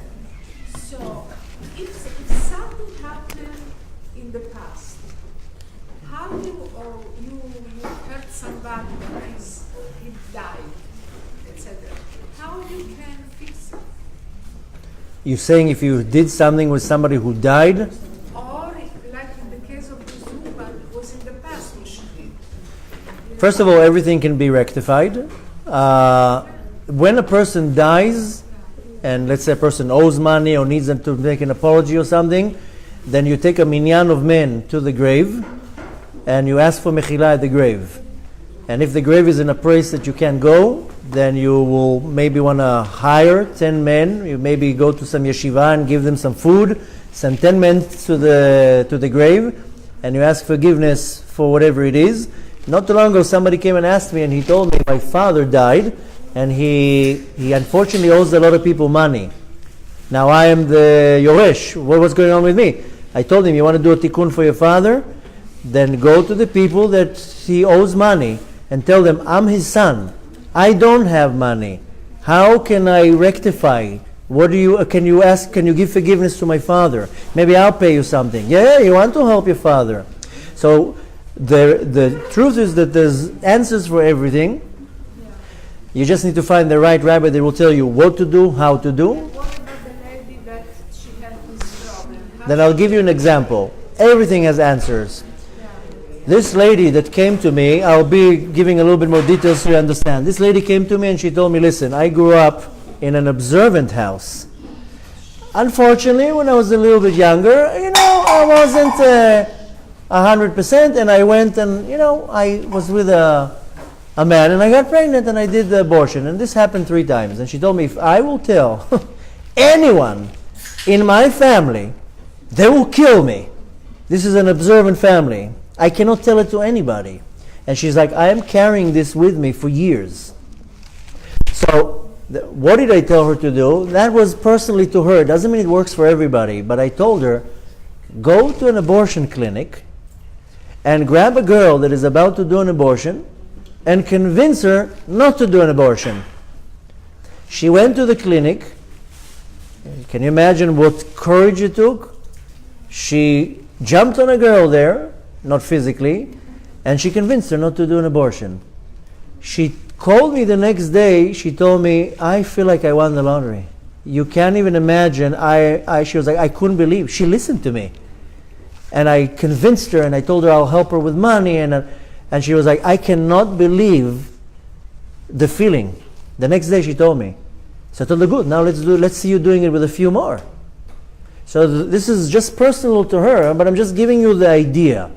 I'll give you an example on myself. I always like giving an example on myself because I don't like talking about other people. When I became observant, then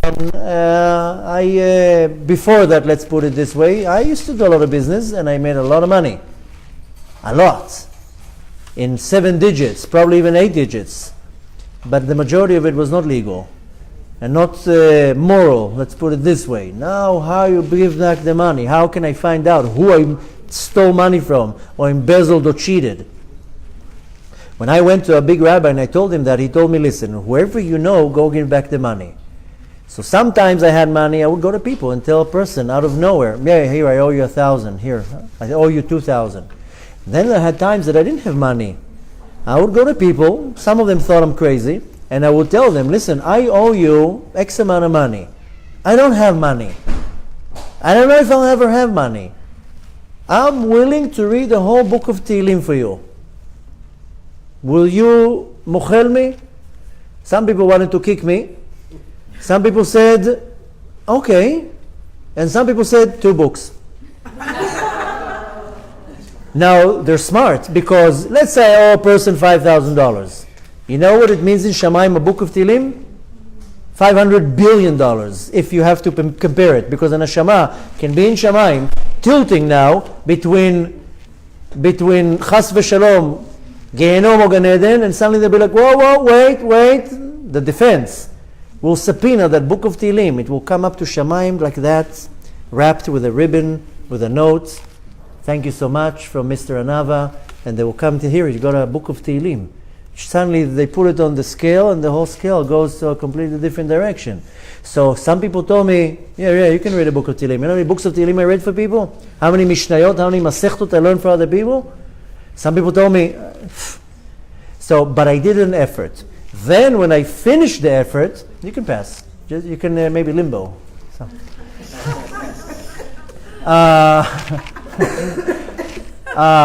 Once I've done the effort, then the same rabbi told me, listen, some people I'll never find them. So this specific rabbi told me specifically, doesn't mean it's for everybody.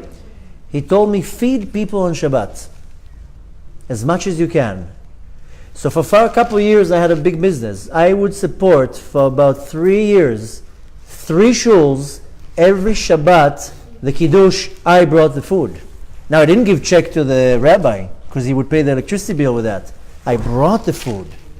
Nobody knew it's me. Ever.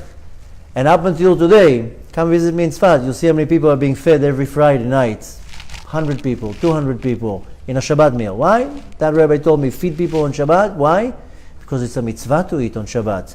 And if they're poor, then whatever you damaged here, you start fixing over here. And you know till when you do it, till the last day you die. So you have to be very creative with how you do your tikkun. Everything has answers. You need to find the right person that will tell you, this is the damage you did, this is the tikkun. It's tikkunim for everything. Now again, it's individual because some people don't know how to find another person. Some people, they don't know how to backtrack. But most people know what they did. They might not want to admit, but they know. Now if you don't know, then you will see by what is difficult for you where it's connected to. Then you know how to do your tikkun. But everything can be fixed. I'm sure you know the famous quote, Kol od haner dolek efshar letaken. As long as the candle is lit, you can fix. So, but nevertheless, you want to do it in this world and you want to very quickly backtrack to every little thing so you can very quickly kind of backtrack to where the damage is and to go and do the tikkun there. And you know what? When you are serious and sincere, Kadosh Baruch Hu will bring you the tikkun to you. You know how many people, people appeared in front of me. Hey, I owe you money. Because a person wants to be cleansed, Hashem will help him. You know, the Zohar says that if you want to fix something that you don't know what you did, the Zohar says stay up all night and learn Torah all night. Don't watch movies on Netflix. Learn Torah all night. And in the morning, pray to the Kadosh Baruch Hu to reveal to you where you have a blemish or deficiency or debt. He will show it to you. It works. I didn't sleep for 5 years to find out who and what I owe. It works. It all depends how dedicated you are for your own tikkun. Many people are like, well, whatever. Some people, they're taking it serious and they're saying, I'm not coming back here. Not only that I'm not coming back here, when I'm going up there, I don't want to have anything on my record. That's the advantage of this world, and you want to do it. If not, then you're missing a great opportunity. Thank you. One, because I see the life force, that we have here, and sometimes I take it as it's versus the tikkun. Because it is, what is it? That's against the tikkun. Because if you do your tikkun, that means that you don't value life, because then you have no life. You're facing death. Because for example, I have an experience where I know that if I'm going to understand everything about life, and I've done everything I'm supposed to do, and then all of a sudden, I say, I don't want that because then I'm going to die. And so I'm not. But that's a mistake. But that's a big mistake. Because then you don't live, you don't get life. But you reach the tikkun. Yeah, but still, you don't get life. That's what I'm saying. The life is for you to reach the tikkun.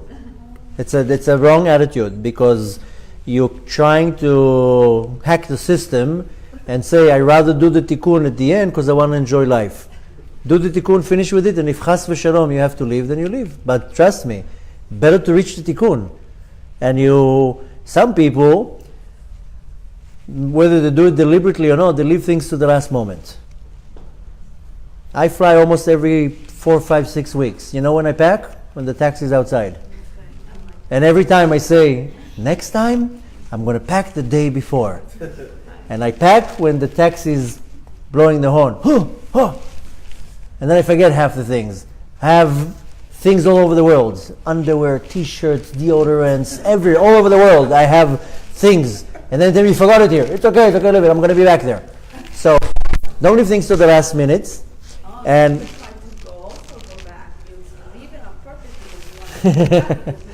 that's maybe maybe Hashem is orchestrating it. But don't worry about not coming to your tikkun too fast, and you don't enjoy life or benefit from life. Your highest goal is to reach the tikkun. And if it's time to leave, it's time to leave. And you rather live with the tikkun than leave without the tikkun. Because nobody tells you when's the expiration date. We all have the expiration date. So I always take in a very healthy way that maybe today is my last day. And in a healthy way, not in a anxiety, OCD way. Because, then I don't leave things behind. The Mishnah says, don't delay something for tomorrow that you can do today. Do the tikkun. Hashem wants to give you another day, He'll give you another day. He wants you to go. Trust me, from the side of the neshama is the best thing to reach the tikkun. Trust me, the neshama leaves the body, it doesn't look down and says, I'm not going to have sushi anymore.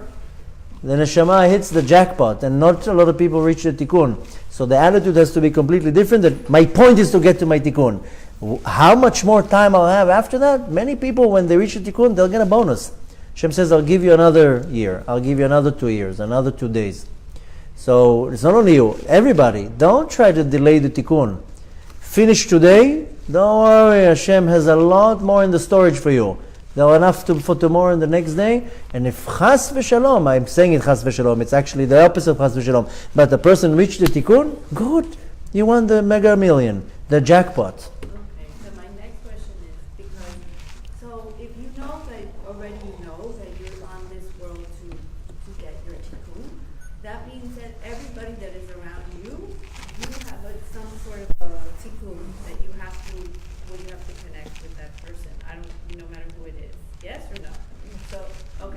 So let's say you find somebody that feels that they're, how do you say, not self-righteous, but they feel that they are owed everything. Like it's everything is theirs. Like, entitlement, that they have a right of entitlement. And they do everything to make you feel like you're not the one that should get it, but they are, and they give you many, many reasons, and sometimes they even do things that are not nice or true to make it seem like that's the reason why they know that they have the right of entitlement. How do you, in a good way, get along with that person, or make like the peace, what do you do? Because it's almost like when people are like that, I feel like they're robbing. They rob. The thing is that there's no black and white answer, because you're saying it in a general way, but it's about a certain individual that it depends how he's doing it. Who are the operating souls here? It's a very hard question to answer in a very precise way when it's a very general thing, because every person is completely different. Some situations, the answer is you move away. Some situations, you need to know who you're dealing with, because it's affecting 5 people, so the 5 people have to work with the person. Some people are easy to talk to, some people are talking to the wall. So there's no black and white answer to say do A, B, and C. And it also depends who's the individual. And so it's depending on many, many things. But what you just said is everything that a person that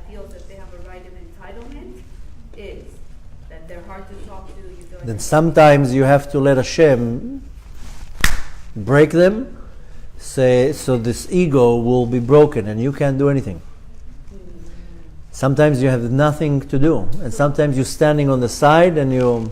So you're saying you have to just give them the right of entitlement? No, I didn't say that. I just said you want Hashem to break their ego. And again, it's very hard to answer a pinpointed answer because it really depends how it comes about. It's very, very, very difficult to give a very black and white answer. Because like I told you, some answers will be this direction, some answers will be that direction, some answers will be like do A, B, and C. You definitely want to come to the conclusion with that specific individual how to deal with things. But in any case you're looking at it, giving into the problem is not the solution.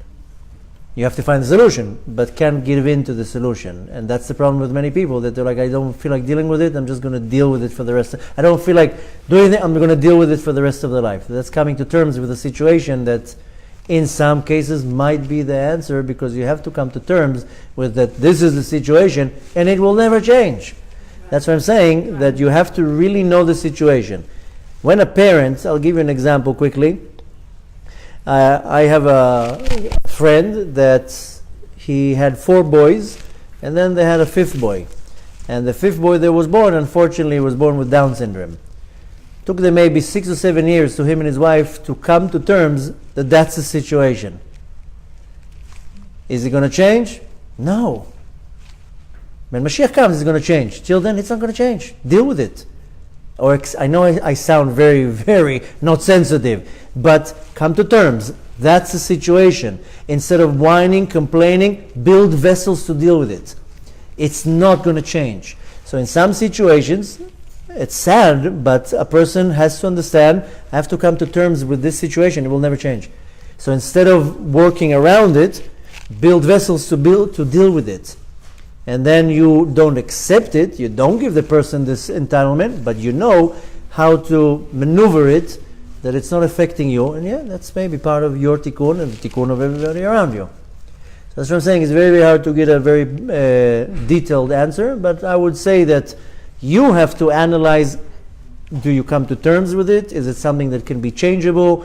Is the person a type of person that can be talked to? No, everybody can be talked to, by the way. It all depends who says that. So every person has at least one person in this world they will listen to. Oh yeah. And if not, then maybe. But if not, then maybe that's your sign that the person, then you come to terms to it. I find from my experience, everybody has at least one person that they will listen to. And if not, then you might have to come to terms, and I don't want to give you a stubborn answer, because obviously it's talking about somebody and it could be the wrong answer. But like I told you, you try to figure it out. I mean, I know it's not a good answer, you try to figure it out, but you see how you have to maneuver it. Hold on, she was like from the beginning. Yeah. Let's say The lucky winner. Thank you. Let's say you have either not a sick child like Downs, but a child with, let's say, severe allergies, or a sick parent, and you have to watch them suffer. Are you supposed to say, this is my tikkun, deal with it, or am I supposed to be looking for where I need to work on myself? And same answer to her, because if a child has a certain sickness, just for the sake of the example, I told you already, the sickness is in the neshama. It's not in the allergy of the body. I no offense, I know sometimes... Why did the child come to me like that? Maybe... Oh, that's already breaking the puzzle. Why to me? Because you are the one who knows how to handle this. Or, sometimes, not to point fingers, but sometimes if I have a stain on my neshama, it will affect my kid. And the solution is me, not the kid. Then you have to be very, very humble and see, what did I do that maybe will damage the kid? So just very briefly to have an idea, the father will give the intellect, the mochin, to the child. The mother will give the midot to the child. Whatever the father is thinking of all day long, like Bluetooth, Wi-Fi, it's affecting the kid right away. If my kid is not behaving the right way, I have to look at what am I thinking of throughout the day. If I'm thinking of impure things, my child will not going to be 100% on the right path. Same thing with the mother. If the mother is extremely emotional, she's depressed, unhappy, moody, whatever it is, worried, it will affect the child. The child will behave in a certain way. Now, how do you pinpoint it? It's not so easy. I'm just telling you in general what happens. Many parents, I said before, that many people in America, they're not really married. Now, if the parents are having marital relations and not married, the kid will suffer from that. Now, who needs to do the tshuva? The parents, not the kid. Now, sometimes, and again, it's not about being judgmental about anybody. Some couples, they had marital relations before they got married. The wedding is kosher, but they had marital relations before they got married. That's a very severe sin. It will affect them and the kids. So there's so many ways but how do you do it? You have to find out, maybe I did some sin. And you have to sit and think. And if you still didn't figure that out, then you want to see, where is the sickness coming from? Could be that it has nothing to do with you, and it has to do with the kid, or you said parents. The general idea is that you don't look at somebody and you sit down quietly and suffer. Because if in your life, it means that you have maybe the ability of doing something. So, you have to find creative solutions to difficult situations. And sometimes, you know what? Sometimes you suffer because your parents are suffering and there's nothing much you can do. But your tikkun is not to let it affect you in a way that you're not functioning. To still pray for them, maybe try to do a tikkun for the parent. Unfortunately, again, these are not answers that are like on the dot, because it really depends what's the situation. But many people come and tell me, this is my situation. What do you think? I'll give you one example. One lady came to me not too long ago, and she told me, my son is like this, like this, like this, like this, and like that. And we tried this and we tried that. Okay, there was a little investigation. And I told her, listen, that's what I told her. I think there are 3 things that are bothering him that is causing this behavior. The radiation in the house, and the food that he's eating, specifically the meat and the dairy. These are the 3 things that I think are bothering him. So I told her, get the radiation out of the house. Oh, well, we're not going to have Wi-Fi in the house? Well, you rather have a child that is disturbed, or you rather have Wi-Fi? No, my husband will never allow. Well, so deal with the child. What do you want me to tell you? The Wi-Fi, I told her, where's the Wi-Fi thing, the transmitter? Next to his room? Yeah, pretty close. So it's probably bothering him. Is he playing Fortnite for 4 hours every day? So, and again, I'm not trying to hurt anybody's feelings. He's being electrocuted with radiation for 4 hours. What do you think is going to make the child? Violent and upset and sick and all sorts of moods. And so I told him, do A, B, and C. Listen, you don't have to listen to me. I'm making an analogy. Try that. It didn't work. Let's go to plan B. I don't know. So I told her, get the Wi-Fi out of the house, get any radiation out of the house. Minimize it. I know it's hard. Minimize it. You know that most people sleep when the Wi-Fi is on. Why do you need Wi-Fi at 3 o'clock in the morning? Why don't you just turn it off when you go to bed? Why do you need the radiation in your house? Why? Most people, this is their alarm clock. If you wake up with this, that's already a problem, because that already has a clipa in it. Buy a $5 alarm clock that does dee-dee-dee-dee-dee. You'll wake up much better, because this has a clipa. So you're waking up already with a ringtone, and before you already woke up, you're already checking your WhatsApp. Why don't you check your WhatsApp at 6 o'clock in the morning? Check it at 8. The same thing with the same analogy with the coffee, by the way. People get upset at me because I don't check my messages. I'm not going to check my messages at 8 o'clock in the morning. You know when I check my messages? When I come to the office at 1 o'clock in the afternoon. That's when I open my email. And I don't check it from the phone. I also have a phone, by the way. It's not attached to my hip.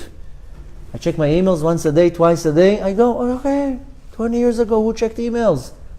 So some people are willing to take the change and not. And you know what? So I told her, so don't sleep with the Wi-Fi at night. Turn it off. So from 11 p.m. to 7 a.m., don't need Wi-Fi in the house. What's the big deal?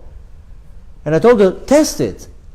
And specifically with her, it doesn't mean everybody, specifically with her, I told her, don't give your kid, I told her, if you want to listen to me, don't give your kid any dairy products. But if it's at least you're already giving, make sure it's Chalav Israel. And if it's up to me, don't feed your kid meat. But if you have to feed meat, then at least buy organic meat and make sure that the shechita is 100% perfect. Some people are willing to take, and you know what? She told me later on that she drives like 70 miles to get the meat. and the Chalav Israel and whatever. But I met her, she came to Tzfat. She came, she lived somewhere in America. This is a dedicated mom because I was giving a lecture in New York and she flew in from somewhere in the Midwest and waited till 3 o'clock in the morning when I'm finishing the lecture. And she sat with me and she applied it, and later on she had a wedding in Israel. She drove all the way to Tzfat. The wedding was in Yerushalayim. She came to tell me, I have to thank you because everything that you said, he's not 100%, but the change is drastic. So at least I know I'm going in the right path. So we stopped doing this and we stopped doing that. A lot of people are not willing to take the change. They rather go to the doctor, give me just a pill. So many times you can make a huge change around you, but it's sacrifices. And a lot of people don't want to make sacrifices. So this is again one example out of many, and not always it works, but that's why I said that when a couple will come to me and tell me we have marital problems, then my first question, are you married? And it's not always on the money. Okay, sometimes we finish this and it doesn't do a change, but I tried. So one woman once came to me and told me I have a lot of problems with my kids. Neither one of them is married. They're all confused. They're all living in some la-la land. They don't want to follow the Torah and the mitzvot, etc., etc., etc. Same thing. Get married. They got married. And I told her it would retroactively affect the kids. And they got married, and it did. So sometimes you can pinpoint, and sometimes not. But you try once, it didn't work. Let's try this. What bad can it go from that? The solutions are not something bad for you. The problem is that like I said before, we're so evolved in the material world that I don't understand that that's the thing that's causing me my problems. Now go now to a person and you tell him, this is my problem, and the person will tell you, stop eating meat.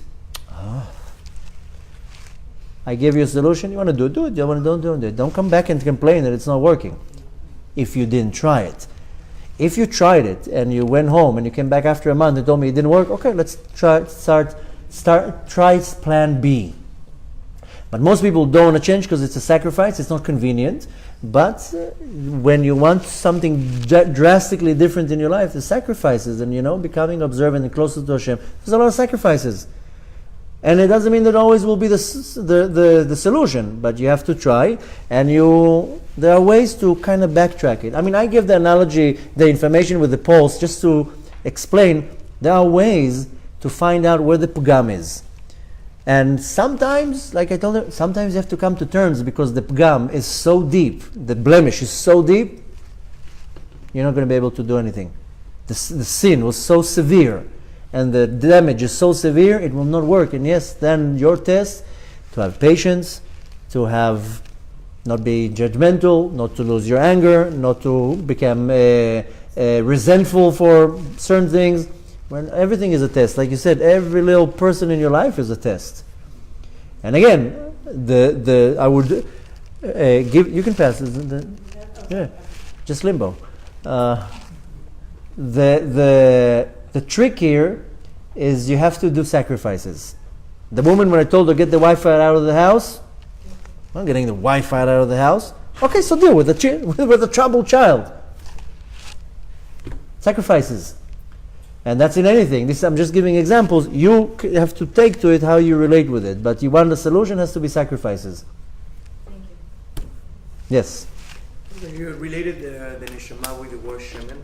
Before, I just have a question if the word neshama has any relationship with Mishnah. Of course. 100%. That's why we read Mishnayot when somebody dies. Because reading Mishnayot are helping the neshama get to its place. And that's when somebody dies. What about dying? Even when a person is alive, this is unfortunately one of the most neglected topics in the Torah. Go to any yeshiva, they learn Gemara, they learn Shulchan Aruch. If it's a Breslov yeshiva, they learn Likutei Moran. If it's a Chabad yeshiva, they learn Likutei Sichot, whatever it is that the Chabad teaches. You know how many people learn Mishnayot? Almost nobody. Nobody learns Mishnayot. You know who learns Mishnayot? Kids. And then they move on to the Gemara and all, that's it. My advice, that's what I do with my boys. If you learn one Mishnah a day, you will finish the entire Shas in 6 years. So every time one of my boys turns 7, then I start learning with them one Mishnah a day. And on their bar mitzvah, excuse me? How many boys do you have? 3 so far. And 3 girls. 3 girls. No, 3 boys, 3 girls. But on their bar mitzvah, they do a siyum. You can imagine what it is to do on your bar mitzvah siyum of the Shas. That's pretty cool. So they learn the Mishnayot, father and son time, b'kedusha, and I get to learn the Mishnayot. Now to teach a 6-year-old, a 7-year-old, a 9-year-old the Mishnah means I have to understand it in a way how to give it over. Unfortunately, it's a very neglected topic in our Torah that people do not learn Mishnayot. The Mishnayot are codes that are holding in it gems of mystical meaning, and when Mashiach is going to come, he's going to take the Mishnayot and unveil them, and we'll see what gems are hidden in these Mishnayot. So yeah, and that's, of course, it's affecting the neshama.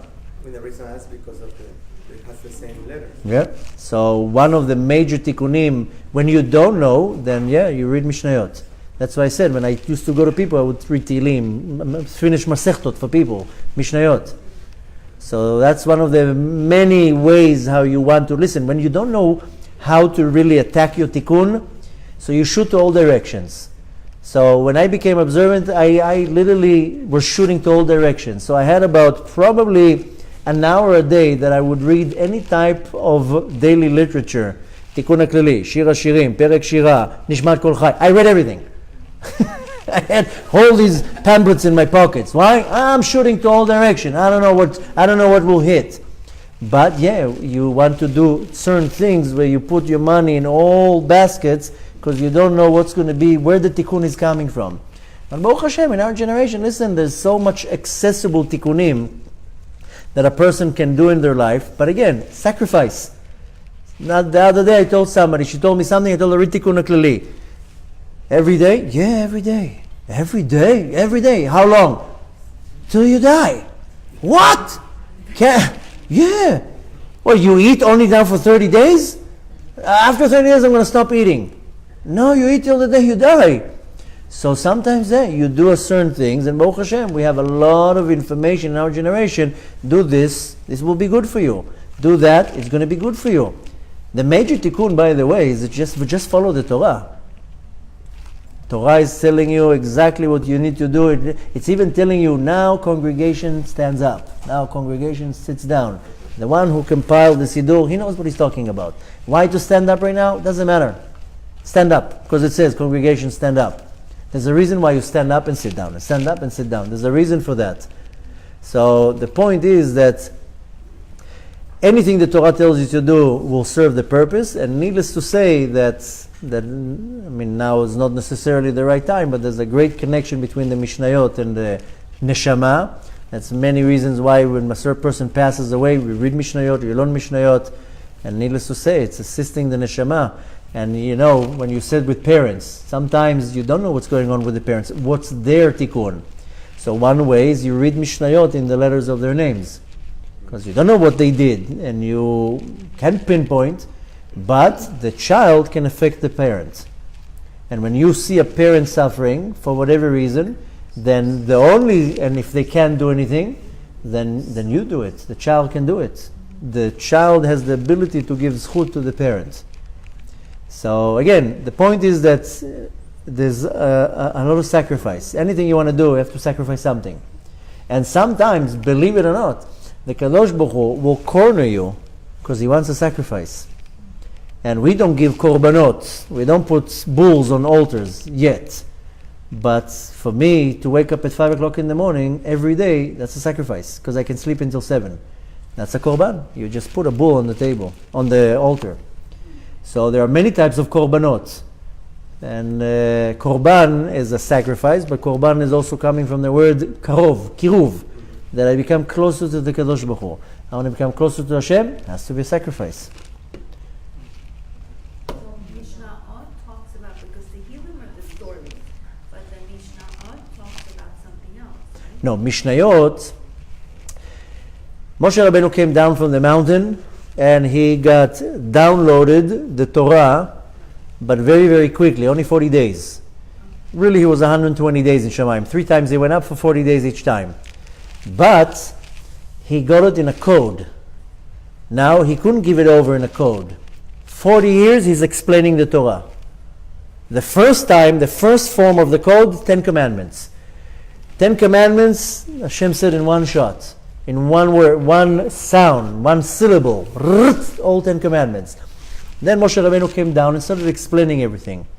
So in the beginning, the Torah came in a form of Torah shebichtav, but we have some type of a syndrome in our life that we go to things like this when we want to see it closer, right? That's my 2-year-old, she does already like that.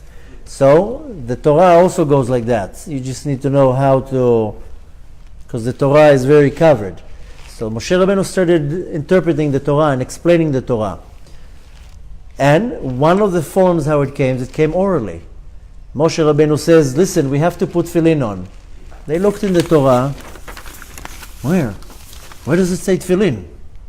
Moshe, we can't find the word tefillin. It doesn't say tefillin. It says a sign on your hand. Who says it's tefillin? Well, I was up there and I can tell you what it means. It has to be square, it has to be black, it has to have 4 parashiyot in the mind, in the head. Only 1 parasha in the hand. It has to be like this, it has to be like that. So 40 years took to explain the Torah. Now what happens is that they got it literally and they got it verbally. So for many generations, it was going from word of mouth, right? And that's how they remembered it.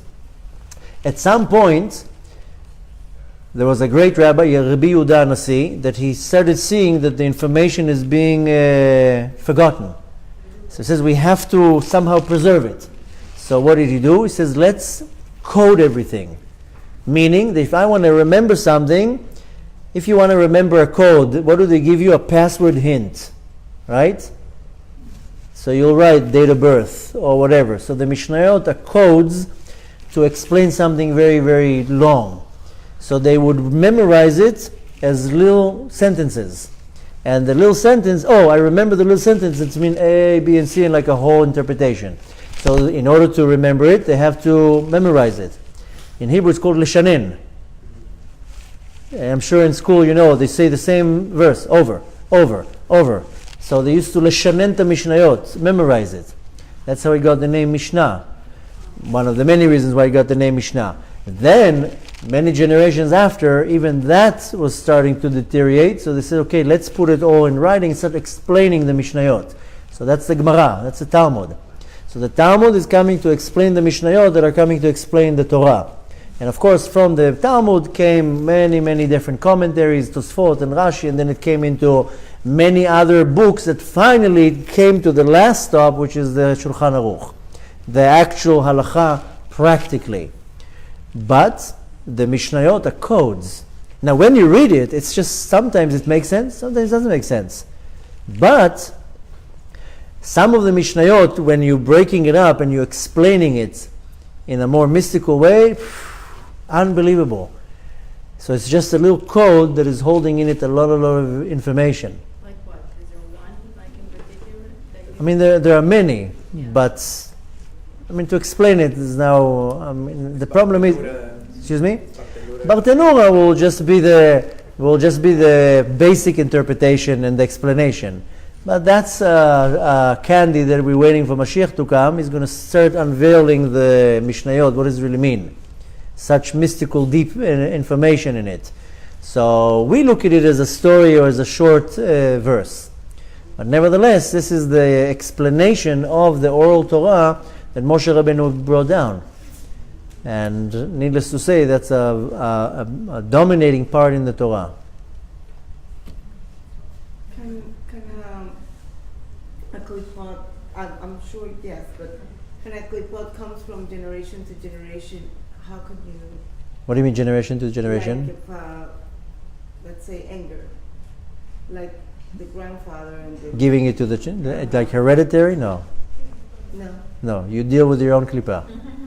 But if the father is, so to say, afflicted with a certain klipa, which is affecting him to behave a certain way, then the child by default is dealing with the klipa. Nothing to do about it, but it doesn't transfer over. You don't inherit klipot. The person who created the klipa, he's the one who's dealing with it. Somebody else can help, but you don't inherit klipot and you don't inherit sins. So, in some cases. How do you rectify, let's say, some of my kids might have something, and then, I'm divorced, from my ex-wife or their mother. How you rectify if the papa was not kosher per se, you can rectify, if you're still married, but if you're not married anymore, So it really depends on the situation, but something along the line with a girl that I told her to go to the abortion clinic and to help somebody else. So you can't fix here, so fix here. Okay. And then you fix twice just to be sure. Why not? So I'll give you an example. When I became observant, I didn't only look at the negative mitzvot that I did that I have to fix. I did something that is very rare that most people, I don't understand why they don't do it. I calculated how many positive mitzvot I didn't do. To put tefillin on, it's a positive mitzvah from the Torah. From 13 to almost 27, I calculated how many times I didn't put tefillin on. It's very easy. You take the dates, you subtract, Shabbatot, Chagim, holidays, and I came to a precise amount how many times I did not put tefillin on. It was over 4,000 times. And then I calculated how many times I desecrated Shabbat, how many times I desecrated Pesach, how many times, did not do a mitzvah taseh. To do tshuva for mitzvah lo taseh, that's easy. To do tshuva for mitzvah taseh that was never done, how do you do that? What do you think, I'm going to put 3 times a day tefillin? I can't. How do you now rectify 4,000 times that you didn't put tefillin on? So you make others.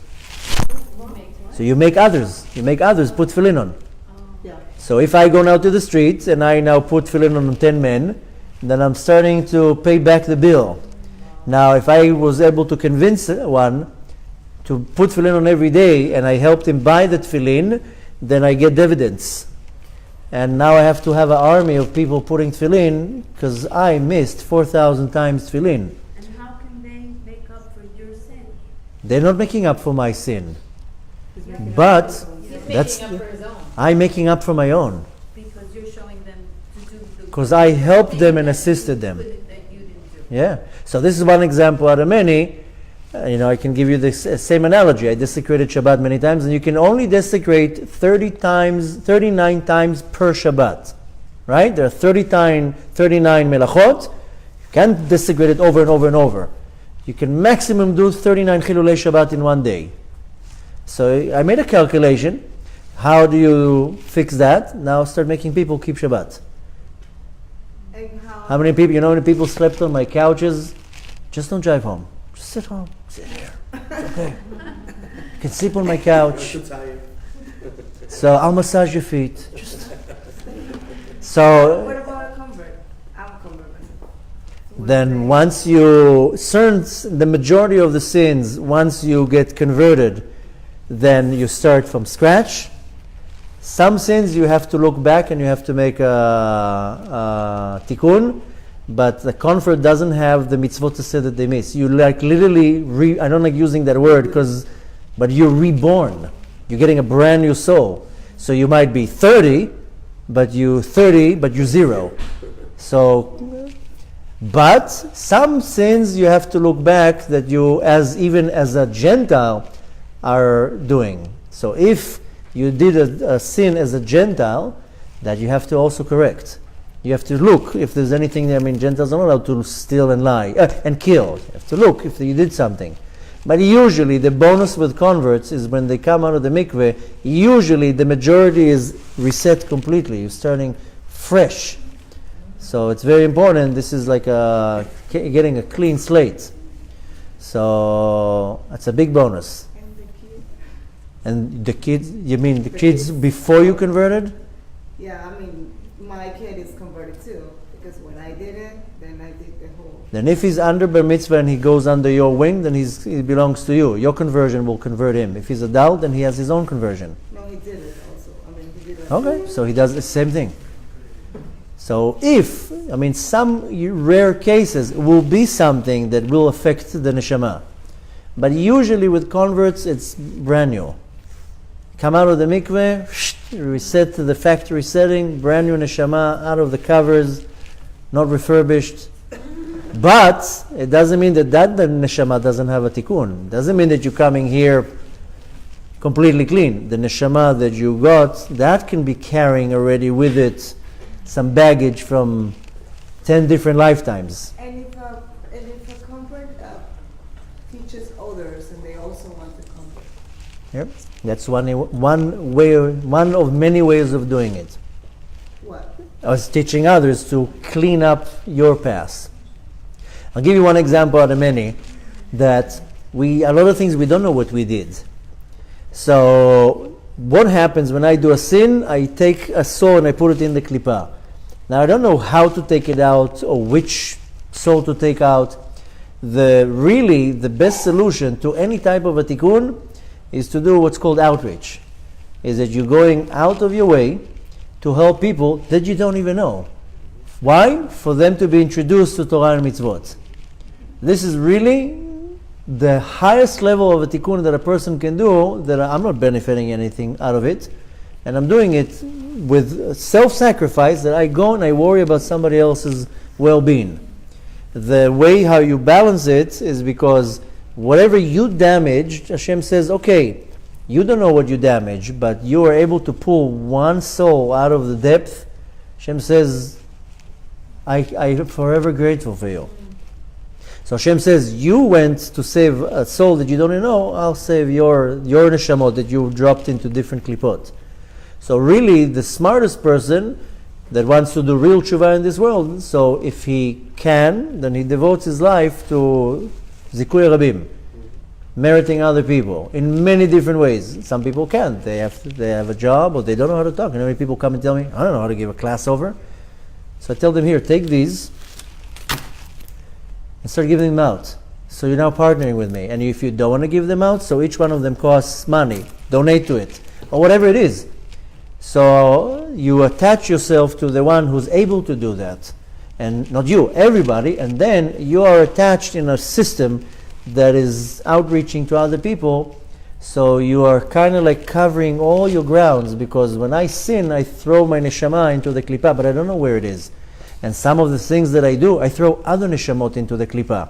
This is something a lot of people don't like talking about it. People feel it's too sensitive or personal.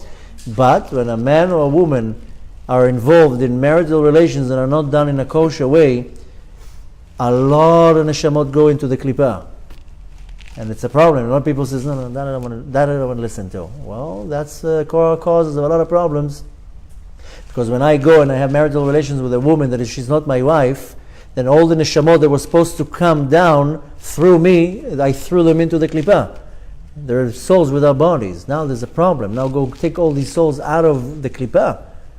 So I know a lot of people are like, no, that I don't want to hear about it. It's, but don't want to hear about it and deal with problems. But Rabbi, how would you do that? How would you save those souls?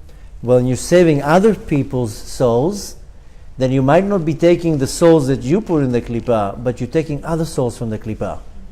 So now if I see a person that is desecrating Shabbat, then I take my time and I teach him and I educate him and I support him and I follow him, and eventually I pull the person out of the klippah. Maybe it's not the soul that fell to the klippah because of me, but it's the same idea that I didn't put tefillin on, so I put tefillin on somebody else.